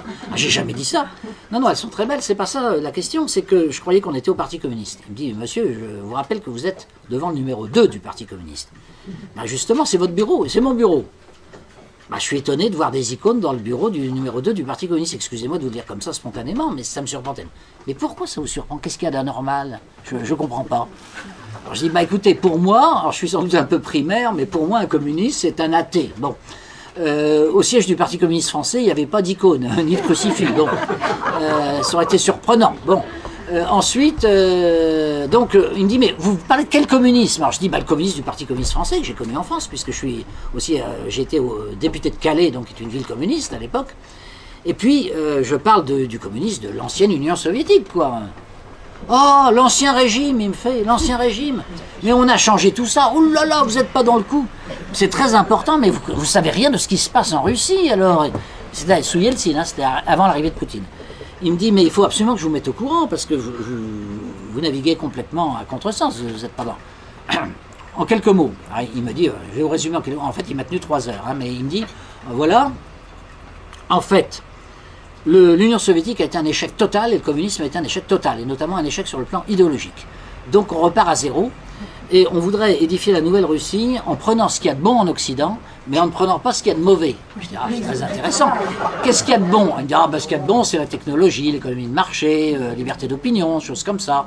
Ce qu'il y a de mauvais, ce qu'il y a de mauvais, c'est la moralité, la criminalité, les mœurs, tout ça, ça va pas du tout. Le manque de spiritualité, le matérialisme. Je dis, ah oui, oui, ça, effectivement. Donc on cherche une troisième voie. Je dis, ah ben ça, la troisième voie, vous savez, beaucoup de gens l'ont toujours cherché, c'est difficile. Hein. Il me dit, non, mais la troisième voie, il ne faut pas la chercher dans l'abstrait, on n'y arrivera jamais. Il faut réfléchir sur cette troisième voie à partir du passé de la Russie. Et du passé intellectuel, spirituel et culturel de la Russie. Or, vous savez, chez nous, depuis un millénaire, la colonne vertébrale de toute la culture russe et de l'âme russe, c'est l'orthodoxie. Donc, nous, les communistes, on s'est dit, on ne peut pas comprendre l'âme russe si on ne retourne pas à nos racines orthodoxes. Et donc, on a commencé à faire des réunions, des commissions mixtes, avec les dirigeants de l'Église orthodoxe et les dirigeants du Parti communiste. On fait des commissions mixtes pour essayer de trouver une doctrine commune. Alors, à l'époque, je suis tombé complètement des nues, ça me paraissait complètement aberrant. Bon. Puis après, j'ai vu la collaboration qu'il y avait entre le ministre de l'Intérieur et le patriarche, etc. Et petit à petit, j'ai compris qu'on était dans un cas de figure qui n'avait plus rien à voir avec d'abord avec l'Union soviétique, ça c'est sûr, mais même avec ce qu'on connaît en Occident. C'est-à-dire qu'officiellement, l'État russe est laïque, mais en pratique, il pratique une coopération extrêmement étroite avec l'Église orthodoxe, qui est appelée à construire des églises orthodoxes dans les casernes, comme vous l'avez vu, dans les commissariats de police, enfin dans tous les lieux publics, systématiquement. Et on favorise l'enseignement de l'orthodoxie. Alors, dans les ethnies, je dirais minoritaires, on favorise les religions minoritaires de la même manière. Mais si vous voulez, la masse orthodoxe est tellement importante qu'elle reçoit 80%, évidemment, si ce n'est pas 90% des subventions de l'État. Effectivement, par exemple, au moment du discours, c'était pas cette année, c'était l'année dernière, au moment du discours du Nouvel An, Poutine a prononcé son discours dans une cathédrale orthodoxe, c'était je crois à Saint-Pétersbourg. Avec lui, il y avait le patriarche à ses côtés, pour présenter ses vœux à la nation russe. Bon, c'est comme si Hollande était avec l'archevêque de Paris, n'est-ce pas, à vous présenter ses vœux dans Notre-Dame. Bon, c'est assez surprenant. Bon. Et tout est un peu comme ça. Le ministre de l'Intérieur m'avait fait visiter une exposition de tableaux au ministère de l'Intérieur en Russie. Alors, je dis, ah bon, vous avez une exposition de tableaux dans le ministère de l'Intérieur? Il me dit, oui. Il me dit, c'est une coutume soviétique, mais qu'on a gardée parce qu'elle nous paraît bonne. C'est que les policiers qui ont envie de faire de la peinture, on leur laisse quelques heures sur leur travail pour faire de la peinture. Ah bon? Il y en a qui sont plus doués que d'autres. Alors ceux qui sont doués, on les sélectionne avec des concours. Bon, et ceux-là, on leur laisse encore un peu plus de liberté. Donc ils sont un peu moins policiers, un peu plus peintres. Puis à la fin, on finit par sélectionner une élite de peintres qui est sortie de la police, mais qui sont des bons peintres. Et il y a un jury qui donne un prix aux meilleurs peintres policiers de l'année. Et d'ailleurs, je vais vous montrer le premier prix de cette année. Et on va dans une salle où il y avait les prix. Et je vois le premier prix qui avait une couronne de laurier au-dessus du tableau. Et le tableau représentait quoi? Donc, tableau peint par un policier, bien sûr. Le tableau, c'était un portrait de Nicolas II, de la tsarine, sur fond de cathédrale de Moscou. Alors là, je dis au ministre de l'Intérieur, mais c'est incroyable. Elle me dit, mais pourquoi vous me dites ça? Je dis, parce que je suis en train de penser, en France, en ce moment, c'est M. Chevènement, le ministre de l'Intérieur. Chevènement en train de donner un prix au ministère lui-même, dans le ministère, dans les salons du ministère, à un policier qui aurait fait un tableau de Louis XVI, représentant Louis XVI. Ah, je peux vous dire que c'est pas près d'arriver. Il me dit, ah bon Il me dit, ah non, pas... Ah oui, c'est vrai qu'en France, oui, vous avez un rapport assez étrange avec la Révolution française. Je dis étrange? Bah oui, vous avez l'air de lui trouver des vertus. Nous, la Révolution, pour nous, c'est totalement mauvais. Alors, ceci, parce que je vous décris un peu le climat général dans lequel travaille Poutine, parce que c'est ça aussi. Hein. Il n'est pas tout seul. Encore une fois, ce que je voudrais surtout bien faire comprendre, c'est que Poutine n'est pas un homme isolé, comme le croient certains Américains, qui s'imaginent qu'il y a un dictateur installé qui est là. À la limite, on l'assassine et le régime change et il devient un régime à l'occidental. Bon. Non, ça, je ne crois pas que ce soit possible, parce qu'il y a l'ambiance politique du pays. Alors, le dernier point, bon, j'en ai déjà un petit peu parlé, c'est les rapports avec l'Église, donc je dis, elles sont très très importants. On voit tout le temps le patriarche accompagner le président Poutine dans les cérémonies officielles, et un certain nombre de personnes officieusement vous diront que le deuxième personnage de l'État, c'est pas le Premier ministre Medvedev, mais c'est le patriarche. Bon. Et le patriarche est sans arrêt consulté sur toutes les lois, notamment qui touchent à la moralité, Alors, vous avez, et qui touche à la famille notamment. Alors, il y a une politique pro-familiale en Russie qui prend des proportions qu'on n'imagine pas ici. D'abord, des subventions énormes. À la naissance du deuxième enfant, à partir du deuxième enfant, une famille russe reçoit une énorme somme de l'ordre de 7 à 8 000 euros. Mais sachant que les salaires en Russie sont la moitié des salaires français, donc vous imaginez ce que ça représente. Donc il y a d'abord une subvention. Alors ensuite, dès que quelqu'un a 3-4 enfants, etc., les emprunts qu'il a souscrits pour son appartement ou sa maison sont payés sont remboursés par l'État. Il n'y a plus d'emprunt. Bon, alors évidemment, avec des avantages financiers aussi énormes, si vous voulez, ça joue quand même un rôle sur la natalité nécessairement. Mais il n'y a pas que ça, il y a l'ambiance morale aussi que l'on a voulu créer. Avec Sandrine, on a été une fois à l'ambassade de Russie, même 2 fois d'ailleurs. On a été invité à une fête tout à fait étrange pour les Français, qui s'appelle la fête du mariage, de l'amour et de la fidélité. C'est une fête d'État qui a été créée il y a 3-4 ans maintenant, sous la présidence de Madame Medvedev. Et c'est une fête qui a pour but de faire l'éloge sur tous les médias, etc., du mariage, de l'amour, de la fidélité, de la fécondité, et qui a pour but aussi de donner des prix honorifiques, si vous voulez, aux familles méritantes, au regard des critères que je viens de décrire. Alors, on s'est retrouvé à l'ambassade, il y avait là un certain nombre de familles qui étaient là, et le directeur culturel de l'ambassade a distribué donc les fameux prix, en nous expliquant dire au passage que l'État russe était un État laïque, mais que l'Église orthodoxe avait tellement forgé la nation russe que c'était normal qu'il y ait sur l'estrade de l'ambassade les 2 saints qui symbolisent la fidélité conjugale dans la religion orthodoxe, c'est-à-dire Piotr et Févronia. Et il y avait les 2 saints, leur icône qui était sur la tribune à côté du directeur de l'ambassade. Bon, ça je vois pas très bien ça non plus dans une ambassade française, à vrai dire.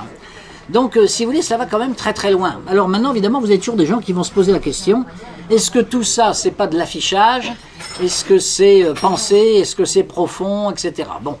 Alors on peut toujours évidemment se poser la question. Visiblement, vous avez une partie très importante de la population qui considère que les valeurs chrétiennes sont essentielles, ça c'est certain. Ensuite, quant à Poutine en personne, alors là, je ne peux pas en parler, personne ne peut savoir qu'est-ce qu'il y a dans la conscience de quelqu'un. Tout ce qu'on sait en tout cas, c'est que il va très couramment effectivement suivre les offices religieux. On sait qu'il a parlé de son baptême secret qui avait eu lieu pendant l'Union soviétique, où sa mère lui avait donné une médaille religieuse qu'il porte toujours autour de son cou, et qu'il a tout le temps d'ailleurs, parce que souvent il se fait photographier avec un fusil d'assaut torse nu par exemple quand il va à la chasse, etc. Et on voit très bien la croix qui est là. On sait qu'il a un confesseur que je n'ai pas rencontré, mais il se peut qu'un jour je le rencontre parce qu'il en a été question, qui s'appelle le Père Tikhon. Le Père Tikhon dirige le monastère de la Sainte Rencontre à Moscou, et c'est le confesseur de Vladimir Poutine. On dit qu'il a une grande influence sur lui, et c'est lui qui, paraît-il, serait à l'origine des citations que Poutine fait, et dont a parlé tout à l'heure frère Thierry, citations qu'il fait d'un certain nombre de philosophes slavophiles ou orthodoxes, dont Ivan Ilyin notamment, qui semble être son auteur favori, ou Dostoïevski bien sûr. Donc voilà, je ne peux pas en dire plus, mais les apparences en tout cas sont là. On a l'impression. Et alors, je vous dirais quelqu'un qui va dans le sens de ce que je vous dis là, c'est Philippe de Villiers, avec qui j'ai dîné il y a 2 mois à peu près, qui me disait, tu sais, j'ai rencontré Poutine pendant 3 heures, il veut créer un puits du Fou en Russie, enfin 2 puits du Fou même, un auprès de Moscou, dans une forêt, et un deuxième en Crimée. Et au début de l'entretien que j'ai eu avec lui, j'ai eu vraiment l'impression d'être face au président de la Russie. Bon, ce qui est déjà pas rien. Mais au bout de 3 heures, avec les discussions qu'on a eues, j'ai eu l'impression, bien sûr, j'étais toujours dans le président de la Russie, mais j'ai eu l'impression que j'étais devant le défenseur des chrétiens. Parce qu'il m'a tenu des discours sur la nécessité de lutter contre le sécularisme, de défendre le christianisme, notamment en Orient où il est persécuté, ce que disait tout à l'heure frère Thierry. Et donc, il se posait presque comme une espèce de chef politique, si vous voulez, de la chrétienté, en disant il faut faire des alliances en Occident, notamment rapprocher l'Église orthodoxe de l'Église catholique pour lutter contre le mal commun qui est le sécularisme et la démoralisation de la société. Alors voilà, bon, pour un portrait, si vous voulez, de Poutine, si je puis dire, dans son jus social et religieux, hein, dans son entourage, parce qu'un homme n'est jamais totalement distinct de l'entourage qui est autour de lui.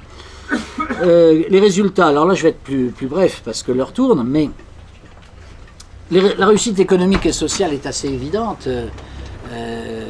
Il suffit d'aller à Moscou d'ailleurs, c'est une ville très riche aujourd'hui, très riche, où il y a des embouteillages épouvantables d'ailleurs, ce qui prouve que les gens ont des voitures déjà. Le niveau de vie moyen est à peu près le 2/3 de celui qu'on a ici, parce qu'il partait de très bas. Il a été multiplié par 2 en moins de 10 ans. Et c'est une des raisons aussi de la popularité de Poutine, c'est cette très grande réussite économique. On va dire oui, la réussite économique, elle vient du pétrole et du gaz. En partie, oui. Mais c'est en partie seulement, parce que vous avez toute une industrie russe très poussée, très importante, qui ne se limite pas au gaz et au pétrole. Enfin, j'en ai dit un mot tout à l'heure, je ne reviendrai pas là-dessus. Les comptes financiers de la Russie sont très sains, le budget est en excédent, les impôts sont très bas, comme je vous disais, l'endettement de l'État est très faible. Alors il a beaucoup augmenté depuis un an, à cause de la crise économique qu'ils viennent d'avoir. Il est passé de 10% à 14% du PIB, mais enfin en France on est à 80-90%. Donc ça n'a au même somme, on peut dire. Donc c'est complètement différent. Donc la situation économique n'est pas mauvaise. Tout récemment, il y a une analyse du professeur Sapir qui est très juste, qui montre qu'il y a une crise, c'est vrai, indiscutablement, mais que les fondamentaux sont bons et que le pays est parti pour continuer sa croissance. Et d'ailleurs, moi je vois le patronat franco-russe, disons que je vois, ils veulent continuer absolument à se développer en Russie, malgré les sanctions. Parce qu'ils pensent qu'il y a des marchés énormes à conquérir, parce que donc ils ont confiance dans l'avenir de la Russie. S'ils n'avaient pas confiance, ils ne feraient pas ça, évidemment. D'ailleurs, il y a un truc un peu stupide, je veux dire, qu'on entend de temps en temps les journaux occidentaux, alors notamment ça vient souvent de Washington, disant qu'il faut isoler la Russie, économiquement. Mais isoler la Russie, regardez, il suffit de regarder un globe terrestre. Comment voulez-vous isoler un continent? C'est aussi grand que l'Afrique ou l'Amérique du Sud. Vous ne pouvez pas isoler la Russie comme on isole la Belgique ou la Suisse. Enfin, c'est complètement idiot. Et même en admettant qu'on crée une frontière étanche, ce qui serait catastrophique, mais enfin, il y en a qui voudraient ça, entre l'Europe occidentale et la Russie se tournera vers l'Inde, vers la Chine, où elle a aussi des marchés considérables. Donc, et de toute façon, elle le fait. Bon. Deuxième remarque, en dehors de la réussite économique, la réussite politique est évidente, c'est la stabilité du pays. Alors, on reproche ça, bien sûr. Stabilité, il paraît que c'est très mal, ça veut dire que c'est une dictature. Mais enfin, des gens qui ont été réélus 3-4 fois président de la République, il y en a eu en Occident, hein, à commencer par Roosevelt aux États-Unis. Bon, maintenant c'est plus possible, puisqu'il y a une règle, on ne peut pas être plus de 2 fois président. Bon. Mais la stabilité, c'est sûr que c'est un facteur très important pour le pays, stabilité politique. Le renforcement de l'État et surtout du budget de l'armée, alors là c'est tout à fait considérable. Vous avez une montée en puissance de l'armée russe actuellement et des très hautes technologies tout à fait impressionnantes, qui d'ailleurs inquiètent l'OTAN évidemment. Et actuellement, le budget de la défense russe, c'est le 3e du monde, je crois, juste après les États-Unis, qui d'ailleurs ont 40% du budget mondial à eux seuls. Hein. Les Russes en sont encore très loin. Et puis ensuite, vous avez la Chine, et juste après la Chine, vous avez donc la Russie. Et la Russie, sur le plan des forces nucléaires, est à égalité avec les Américains, même un petit peu plus supérieure, elle a un petit peu plus de têtes nucléaires. Donc c'est une énorme puissance militaire, et il faut compter avec cela. Il n'y a pas que l'aspect matériel, comme toujours. Alors ça, c'est la grande qualité, je trouve, du gouvernement russe. Il y a toujours l'aspect matériel et l'aspect spirituel ou moral, chez eux, qui est très important, alors que chez nous, on le néglige complètement. On essaye de forger un nouveau patriotisme dans la jeunesse, en recréant les cours d'éducation civique, militaire, dans les écoles, en créant des écoles militaires spéciales qui formeront bien sûr des officiers, mais qui peuvent aussi former des cadres, simplement, comme l'école polytechnique en France forme des cadres avec une discipline militaire. Donc on recrée tout ça, on crée même des écoles de Cosaques. Et récemment, d'ailleurs, on interviewait sur Sputnik, qui est la radio russe francophone que je représente un peu ici, on interviewait un gamin d'une douzaine d'années en disant d'une école de Cosaques. Qu'est-ce que tu veux faire plus tard comme métier? Et le gamin répond, je veux être patriote. Voilà, donc il y a cet aspect de la remilitarisation au bon sens du terme, si vous voulez, du pays, qui est quelque chose d'essentiel. Il y a l'éducation, je viens d'en parler un instant. L'éducation russe, alors, l'éducation c'était un domaine, si vous voulez, qui avait de grandes faiblesses à l'époque soviétique, parce qu'il y avait la dictature du marxisme, bien sûr, mais ça marchait quand même pas mal, notamment au niveau des sciences. Et l'Union soviétique avait d'excellents ingénieurs, sinon ils n'auraient pas envoyé des satellites dans l'espace, etc. Bon. Donc ils ont gardé cette tradition. Et alors, la semaine dernière, juste cette anecdote vous montrant un peu l'ambiance scolaire là-bas, Donc on m'avait affecté 2 jeunes filles pour m'aider à me balader dans Moscou, à aller acheter des livres notamment. On va dans une grande librairie, une librairie sur 8 étages d'ailleurs, absolument quelque chose de gigantesque. Et alors, après, je prends un verre avec ces 2 jeunes filles et je leur dis, mais vous m'avez l'air d'avoir une immense culture, parce qu'elles me parlaient de l'histoire de l'art, elles me parlaient de Balzac, de Victor Hugo, enfin toutes sortes de choses. Je disais quand même, pour des filles qui ont une vingtaine d'années, elles ont l'air d'avoir une culture solide. Alors elles sortaient de l'université Saint-Hirone, hein, c'est-à-dire l'université orthodoxe, donc je me suis dit c'est peut-être pour ça. Bon. Elle me dit non, c'est très général, ceux qui sont dans l'enseignement laïque c'est pareil. Elle dit vous savez, moi dans ma famille, tous les soirs, mon père me disait tu vas lire un chapitre de la grande littérature classique russe, un chapitre de Tolstoï, un chapitre de Dostoïevski, etc. Mais quand j'avais 8 ans, on m'obligeait à faire ça, le soir. Et le lendemain matin, au petit déjeuner, mon père m'interviewait pour savoir si j'avais bien lu le chapitre. Donc déjà, ça fait une pression, bon, pression familiale. Mais en plus de la pression familiale, vous avez les instituteurs qui disent tu vois, il faut lire, il faut lire, il faut lire. Et puis pareil, évidemment, ensuite au lycée. Et il dit, ce qui fait que quand on arrive à l'adolescence, bon, on est habitué à lire, parce qu'on nous a tellement forcé à lire que c'est devenu une seconde nature. Et ça, c'est sans doute un des drames de la France contemporaine, c'est cette rupture qu'il y a des générations par le fait que notre système scolaire aujourd'hui n'enseigne plus vraiment la culture générale française, l'histoire de la patrie française et toutes ces choses-là. Alors que là-bas, c'est un système qui marche bien et qui a été amélioré récemment grâce aussi à Vladimir Poutine. Alors, l'église, j'en ai déjà parlé, les relations avec l'église. Bon, il faut savoir qu'on construit actuellement 150 églises dans Moscou, parce que dans toutes les banlieues soviétiques où il n'y en avait pas, on construit des églises nouvelles, et on reconstruit celles qui ont été détruites. Donc on construit des églises sans arrêt, ce qui nous change bien sûr de ce qu'on voit ici.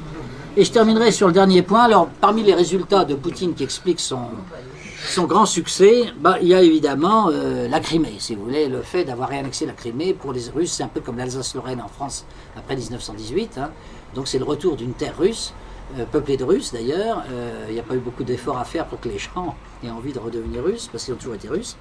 Et le retour de la Crimée a fait penser que Poutine défendait très bien les intérêts des Russes, y compris au-delà des frontières, ce qu'on peut appeler les pieds noirs russes, si vous voulez, qui aujourd'hui sont au Kazakhstan, sont en Ukraine, sont dans les pays voisins.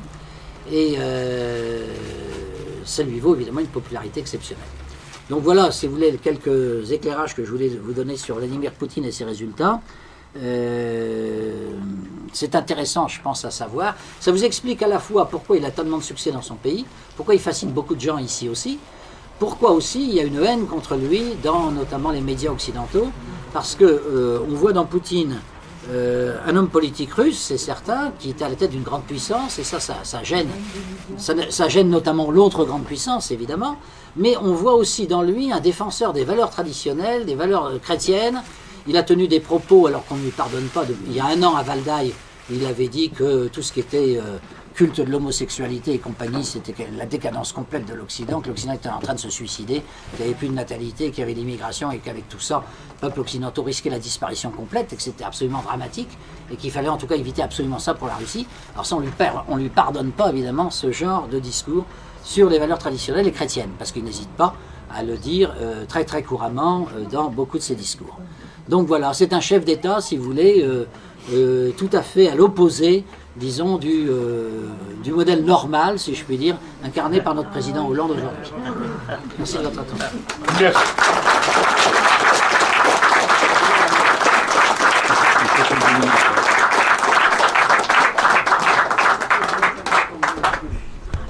D'abord, je tiens à vous remercier chaleureusement de cet aperçu sur la Russie actuelle. Et on pourrait faire bien d'autres développements, évoquer, on a parlé de l'influence des slavophiles sur la pensée de Poutine, mais aussi de la géopolitique. L'influence de Dugin, entre autres, sur la théorie de l'Eurasie, qui est important. Et quant au groupe de Valdaï, je ferai peut-être en rêve, j'en connais quelques-uns qui participent à vos travaux, c'est une sorte de résurgence de la Sainte Alliance, en quelque sorte. Espérons-le. Voilà. Nous prions pour cela, surtout en cette période de carême. Alors, est-ce qu'il y a des questions à poser? Alors, oui, il a 2 filles, à ma connaissance. Boris. Il est très discret sur sa vie privée. Hein. Je veux dire quelque chose à propos de Poutine, d'où viennent ses forces aussi. Peut-être souligner que par rapport à ses précédents, comme Yeltsin et Gorbatchev, qui ne connaissaient pas l'Occident. Ils rêvaient l'Occident. Et Poutine, qui a travaillé en Allemagne, qui connaissait l'allemand, la langue allemande très bien, il et son entourage connaissent très très bien l'Occident. Donc, mieux que l'Occident connaisse Poutine et son entourage. Donc, il y a sa force. Et de l'autre côté, ça a immense culture, parce que c'est un homme qui s'est mis assez tardivement à étudier la philosophie, et il connaissait Solovyov, Berdyaev et Ilyin très bien. Et donc, et ces trois philosophes russes profondément, et d'où aussi vient son patriotisme et son christianisme. C'est tout à fait vrai. Merci d'avoir apporté ces compléments. C'est vrai que par exemple, Poutine parle allemand couramment. Effectivement, je ne l'ai pas cité. Mais... Quelle est la tonalité du paysage audiovisuel ou télévisuel en Russie? Quelles valeurs sont véhiculées par les médias? Bon, ben, les valeurs qui sont véhiculées par les médias sont des valeurs patriotiques et traditionnelles, je dirais, dans l'ensemble. Hein. Cela dit, moi-même, je participe aux activités d'un groupe médiatique russe, puisque je fais partie de la Voix de la Russie qui s'appelle Spoutnik maintenant. J'ai jamais reçu d'ordre de faire ça ou de dire quelque chose, quoi qu'il en soit. Il y a aussi des médias d'opposition, d'ailleurs en Russie, même si vous allez dans les hôtels à Moscou, vous verrez un journal en anglais qui est tout à fait hostile au président. Quand je fais des cours à l'université, je ne reçois pas non plus de directives, et je connais des professeurs d'université qui sont assez critiques, enfin qui étaient surtout critiques il y a 2 ans. Maintenant, il n'y a plus beaucoup de critiques. Mais il n'y a plus beaucoup de critiques, mais c'est spontané, c'est pas des ordres que les gens reçoivent. Donc, disons que le paysage médiatique de la Russie ressemble peut-être, du point de vue des idées, à ce qu'a pu être le paysage médiatique de la France avant la guerre de 14, c'est-à-dire très patriotique, très attaché à l'histoire de France, très attaché aux belles lettres. Et vous savez que dans la France d'avant 1914, l'école laïque comme l'école catholique défendaient les mêmes valeurs en fait, un peu ou prou. Il y avait la religion qui séparait, c'est vrai, mais pour le reste, il y avait les mêmes valeurs. Et ce sont ces valeurs qu'on retrouve dans la Russie d'aujourd'hui. C'est ce qui fait évidemment la grande différence avec ce qu'on a ici. Très grande différence. Et quant au marxisme, alors là, on a l'impression qu'il n'a jamais existé. Hein. C'est comme ce que me disait l'ambassadeur de Russie, Orlov, que j'ai vu il y a 3-4 jours. Il disait, vous savez, une des choses qui m'a le plus passionné en arrivant en France, c'est que j'ai découvert des trotskistes vivants. Au Parti Socialiste notamment. Quel est le niveau de dépendance de la Russie par rapport au financement sur les marchés internationaux? Est-ce que la Russie est très dépendante des marchés financiers internationaux ou est-ce qu'elle peut faire preuve d'une certaine indépendance? Les banques russes, je crois, ont des difficultés à l'heure actuelle, effectivement, parce qu'elles ont du mal à se refinancer. L'État russe est très peu endetté. Mais par contre, ce n'est pas le cas de certaines banques et de certaines grandes entreprises, qui ont un peu de mal maintenant à avoir des financements. Alors, ils sont en train de mettre au point un système financier plus indépendant, notamment en créant une carte de crédit russe, ça n'existait pas jusqu'à présent. Et ils sont en train de mettre en place un système d'échange de devises internationales avec la Chine et l'Inde, qui va évidemment concurrencer le dollar. L'État se finance sur les marchés internationaux ou auprès de sa banque? Ah non, l'État non.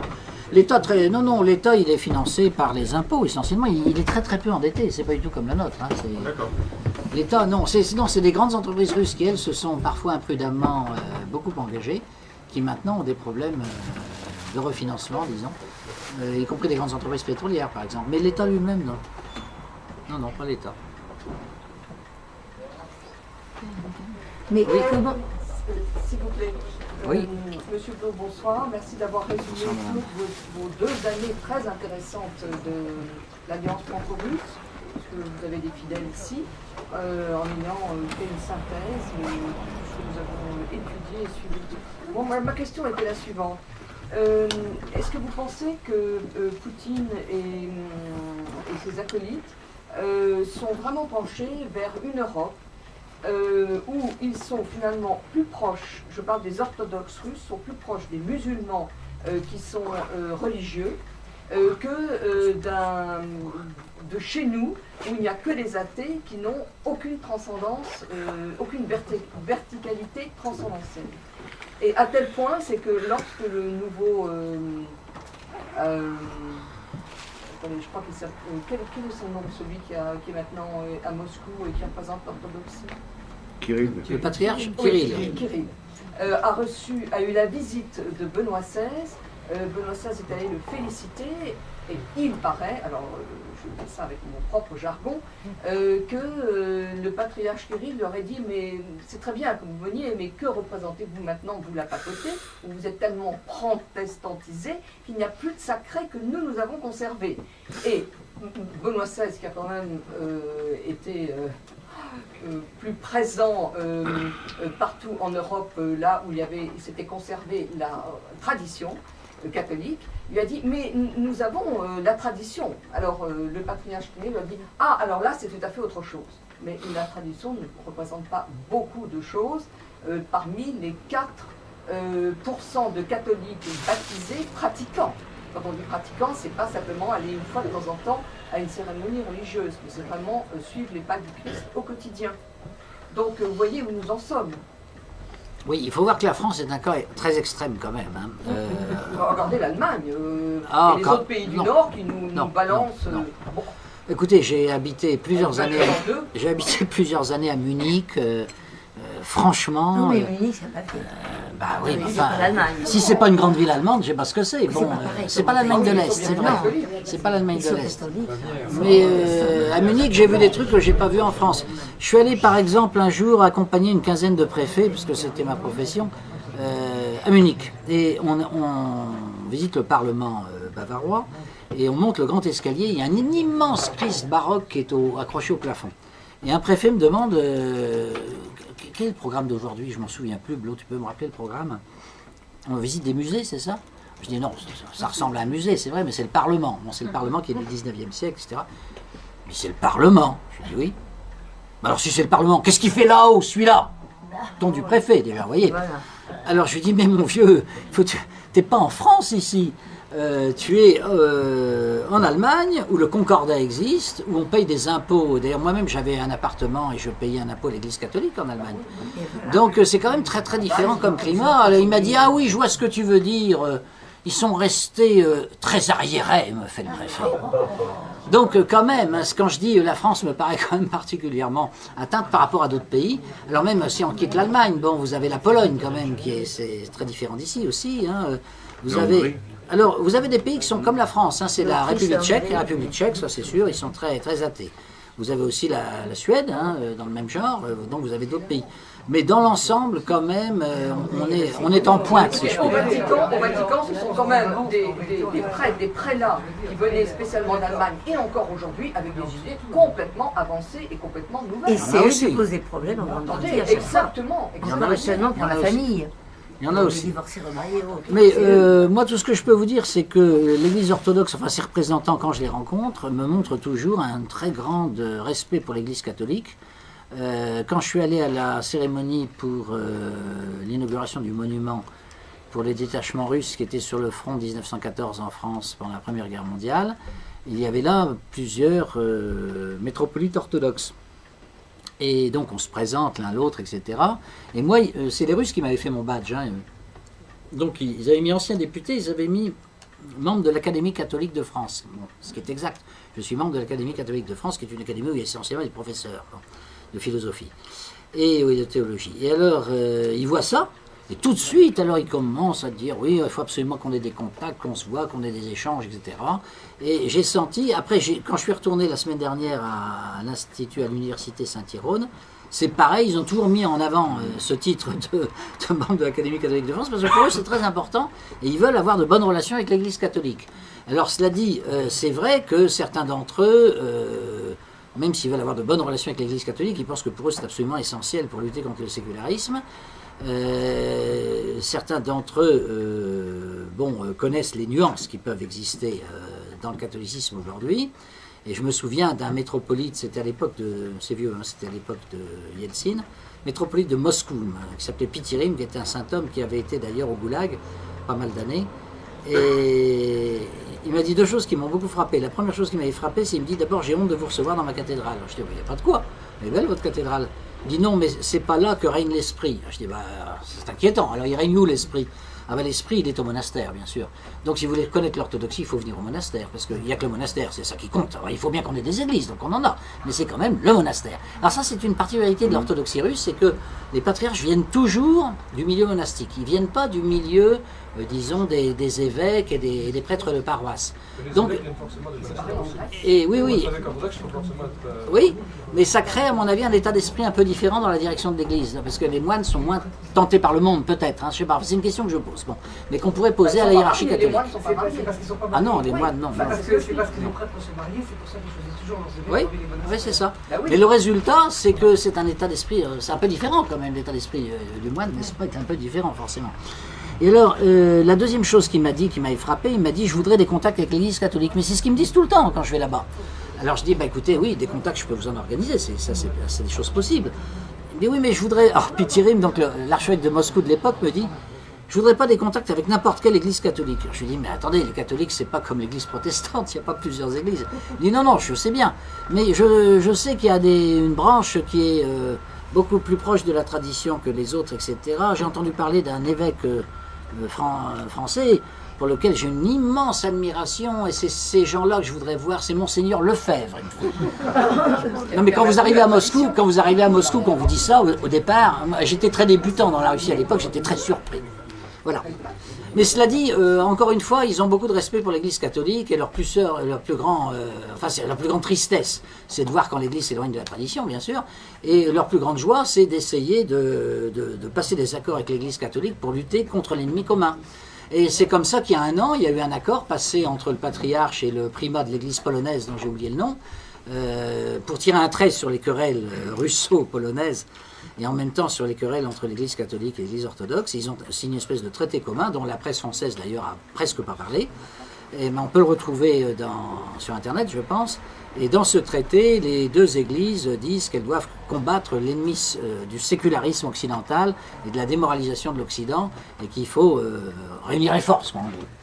Voilà, c'est quand même le discours dominant, je trouve, là-bas, quand on rencontre les hiérarques de l'Église orthodoxe. C'est plutôt un discours amical à l'égard de l'Église catholique, voilà, quand même. Mais il n'y a pas d'unanimité. Unanimité comme ça, absolue, vous présentez un peu. Oui. C'est certainement une façon idyllique, si vous voulez. Oui. Mais dans l'Église orthodoxe, il y a des farouches ennemis du catholicisme. Sans doute. J'ai rencontré des prêtres qui me disaient, les catholiques, mais ça c'est des hérétiques. Oui. Tout court. En France, ils ne sont pas du tout sympathiques. Tout de suite. Après, il y a toute une partie d'intelligence, une très grande partie d'intelligence russe, anti-Poutine, farouche opposant de Poutine. Oui. Vous savez, c'est très bien. Pourquoi ça? Parce qu'il y a une tradition de l'intelligence russe d'être toujours contre le pouvoir. Et après, ils regrettent, mortellement. C'est passé comme ça avec la monarchie. Toute l'intelligence est très grande. Tolstoï, par exemple, il était anti-tsar. Après, il mordait le doigt. C'est certain. Mais c'est la tradition russe. L'intelligence russe, elle est schizophrène. Aujourd'hui, c'est divisé, je pense. Je pense que le milieu est assez divisé. Mais toutes les attaques de l'Occident, évidemment, renforcent aussi le courant de Poutine. Absolument. Parce que plus on attaque Poutine et plus on attaque la Russie, évidemment, et plus ça recrée, forcément, c'est une réaction naturelle d'un corps social attaqué. Donc pour Poutine, c'est presque une bonne chose, je dirais, d'être attaqué. Oui. Est-ce qu'il existe de la franc-maçonnerie en Russie? Très faible. Je crois que ça existe, mais c'est très très faible. Donc ça n'a pas d'incidence. Non, Sur les lois, ça m'a vraiment pas frappé. Hein. Je sais qu'il y en a, bien sûr, mais non, c'est pas du tout comparable avec ici. Tout à fait différent. D'abord, c'était interdit à l'époque soviétique, donc déjà, pour commencer. Et puis depuis, il y a eu des tentatives d'implantation, mais ça n'a jamais été très loin, à ma connaissance. Hein. Les églises évangélistes américaines. Oui, il y a une tentative de ces églises pour s'implanter. Alors là, pour le coup, elle rencontre une très forte opposition de l'église orthodoxe qui, à la limite, essaye de faire appel à l'État quand c'est possible pour essayer de freiner ces tentatives-là. Alors il y a toute une série de lois qui ont été adoptées, qui ont été très critiquées en Occident, qui obligent par exemple les organisations qui sont financées par l'étranger de se déclarer comme telles, comme organisation de l'étranger. Bon, c'est normal. Parce qu'on veut y voir plus clair, quoi. Et il faut bien reconnaître qu'une bonne partie de ces organisations, souvent, ont animé des mouvements subversifs en Russie. Donc, évidemment, les Russes se défendent, qu'est-ce que vous voulez. Oui.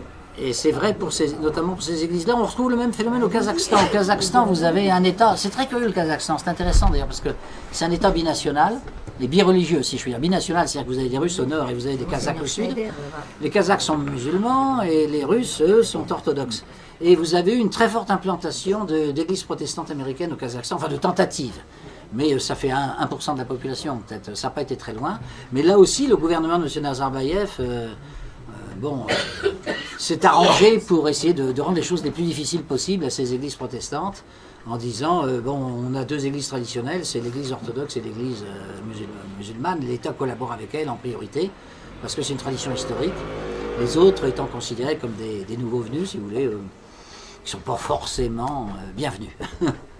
Enfin, mais il faut beaucoup de prosélytisme et du prosélytisme économique. J'ai rencontré beaucoup en France, ils viennent par groupe de 4, payés par l'État américain pendant 4 ans, et ils font de l'invasion et de l'entrisme partout. Ils ont des moyens financiers, ça c'est sûr. Oui, mais ils le font pour avancer l'américanisation de l'Europe, pas pour évangéliser. C'est uniquement pour mettre des pions économiques. Oui, mais là-bas, justement, en Russie, énormément. En Russie, ils ne peuvent pas faire ça, à mon avis. On n'est pas dans le même contexte. Vous avez tout autour de Paris. Ah bah en France, non, c'est en France. On n'a pas beaucoup de défense. Ça, c'est tout à fait certain. En Ukraine, ils ont joué un rôle aussi. Mais d'ailleurs, le Premier ministre Yatsenyuk, bizarrement, est un protestant, ce qui est assez rare dans la société ukrainienne, mais c'est parce qu'il vient du milieu anglo-saxon, en fait. Hein, il a été formé là-bas. Il y en a qui sa femme qui était aussi président là-bas. Oui. Vous avez, je ne sais pas, un quart des ministres du gouvernement ukrainien de Kiev actuel qui sont des étrangers. Qui viennent de Lituanie, qui viennent des États-Unis, qui viennent du Canada. Il y en a un ministre canadien. Des Américains, oui. On appelle ça un gouvernement nationaliste. Moi, je veux bien, mais c'est un peu spécial. Oui, mais c'est une colonie américaine, puisque c'est dans les thèses de Brzezinski qu'il faut séparer l'Ukraine. Oui, bien sûr. Et la Roumanie? Je n'ai pas parlé de l'Ukraine parce que vous allez avoir une très belle conférence de Koshko là-dessus dans quelques semaines. Mardi après Pâques. Si ça vous fait rien, on n'en parle pas. Il sera très bon de toute façon, il vous dira des choses mieux que moi. Et quelle a été la réaction après la mort de Marjorie là-bas? Ben, les Russes aimaient beaucoup Marjorie, enfin les élites, hein. Bon, le peuple ne connaissait pas, mais les élites russes connaissaient très bien Marjorie, il était considéré comme un grand ami de la Russie, et c'était considéré comme une énorme perte. Hein, c'était son tort. On dit qu'il a été assassiné, est-ce que c'est vrai? J'en sais rien. Honnêtement, j'en sais rien, c'est très difficile à dire. De toute façon, il ne faisait pas ce que voulait l'OTAN et l'Amérique. Non, mais enfin, il n'est pas le seul, mais... je sais pas, c'est bizarre ce qui s'est passé, mais on n'a pas de preuve que c'est un assassinat. Toute sa famille, je connais. Comme éventuel remplaçant de Poutine, mais est-il vrai qu'il est bouddhiste? Poutine? Non. Pardon, Shoigu. Alors justement, je me suis renseigné parce que on m'a dit ça aussi. Non, il vient d'une région bouddhiste. Il est né dans la République de Touva, qui, comme vous le savez, est en Sibérie et qui est bouddhiste. Mais lui, il est orthodoxe. Ah oui, il est orthodoxe, Shoigu, oui, tout à fait. Mais sa famille, je pense qu'il doit être, il y a son père ou sa mère, un des deux, qui est d'origine de Touva, donc, et qui doit être bouddhiste d'origine, sans doute, et puis l'autre qui est orthodoxe, quoi. Mais lui, il est orthodoxe. Mais il vient de cette république bouddhiste, c'est vrai, d'où la confusion, quoi. Mais c'est un orthodoxe, oui. Oui, c'est sûr. Vous parliez tout à l'heure de la façon dont les musulmans en Russie ne posent pas de problème, pour le dire comme ça. Pas trop, sauf les Tchétchènes. Et il me semble que qu'est-ce que vous pensez, qu'est-ce que vous penseriez du fait que la France, éventuellement, dans un avenir envisageable, devienne, pour des raisons évidentes, elle-même membre de cette organisation-là, en considérant qu'après tout, c'est un des aspects de son, de son présent et que ça peut être une façon de gérer la question. Oui, enfin, si ma mémoire est bonne, je ne voudrais pas vous dire de bêtises, mais vous pourrez vérifier ça. Je crois que la Russie est membre observateur de l'OCI. Membre observateur. Donc, vous pouvez être membre d'une organisation internationale et être membre titulaire, je dirais. Vous pouvez être membre observateur, c'est pas tout à fait la même chose. Bon, je veux dire, si la France un jour devait se rapprocher de cette organisation, ça serait comme observateur, parce que j'imagine quand même mal qu'on soit membre titulaire de l'organisation mondiale islamiste. Bien sûr, mais est-ce que vous pouvez avoir le même rôle en France que ça a en Russie, quitte à avoir le même statut d'observateur, finalement en considérant qu'il y a des minorités, elles sont ce qu'elles sont, et finalement vous dites qu'en Russie, il y a des bataillons musulmans dans l'armée qui sont intégralement fidèles et patriotes. Et les musulmans sont gardés la tradition comme les catholiques et les orthodoxes. C'est-à-dire qu'en Russie, oui, la religion musulmane en Russie est liée à des ethnies particulières qui ont des républiques autonomes. Bon, ce qui n'est pas le cas en France, enfin pas pour l'instant en tout cas. Donc on est dans un contexte historique quand même extrêmement différent. Hein. C'est extrêmement différent. C'est un peu comme si vous aviez, enfin si j'ose dire, sur le plan ethnique, puisque c'est un côté ethnique, effectivement, c'est pas purement religieux. C'est comme si vous aviez en France des bataillons, il n'y en a pas d'ailleurs, mais des bataillons alsaciens par exemple. Bon, je crois que, pourquoi pas, après tout, ce serait pas totalement impossible. Voilà, c'est un peu ça. Mais pendant la Première Guerre mondiale, en France, on réunissait bien les soldats bretons entre eux, avec un... Oui, il y avait des problèmes linguistiques, ça c'était pour ça aussi.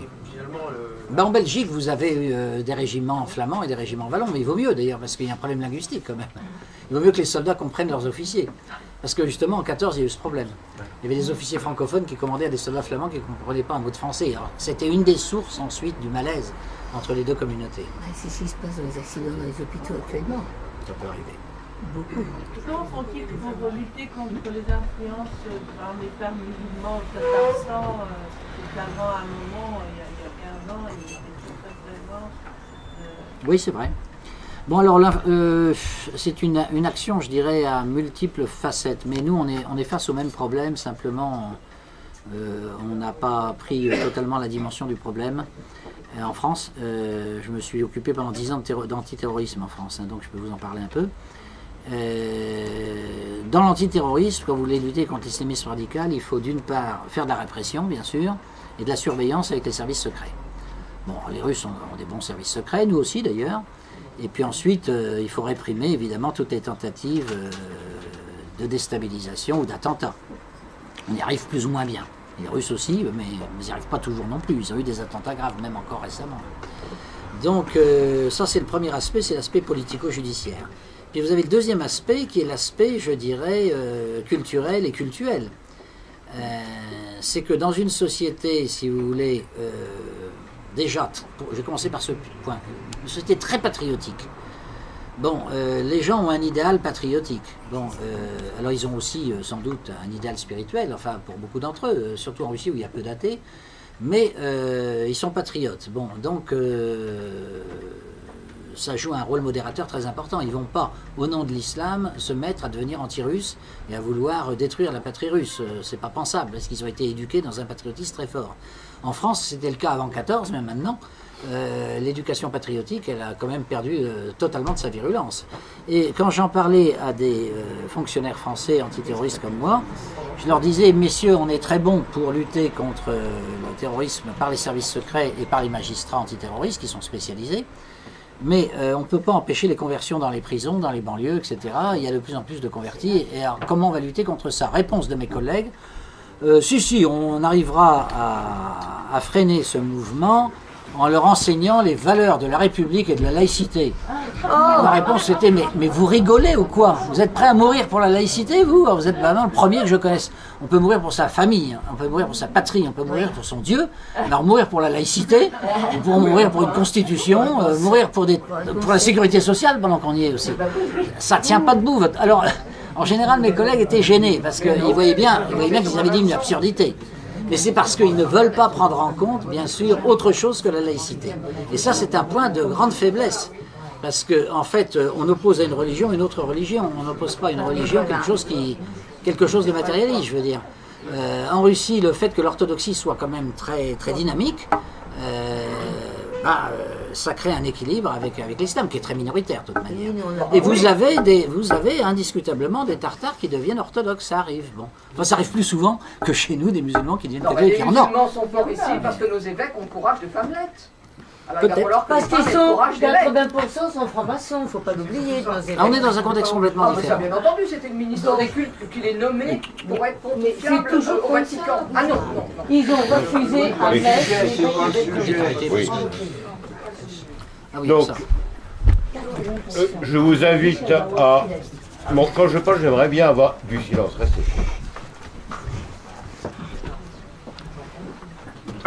Je vous invite à venir voir le conférencier, éventuellement discuter avec lui, prendre son livre « L'homme défiguré », qui complète un peu, sous un aspect différent, ce qu'avait soutenu ici le père Bobok, qui est un théologien roumain, sur les problèmes de la bioéthique. Ah oui.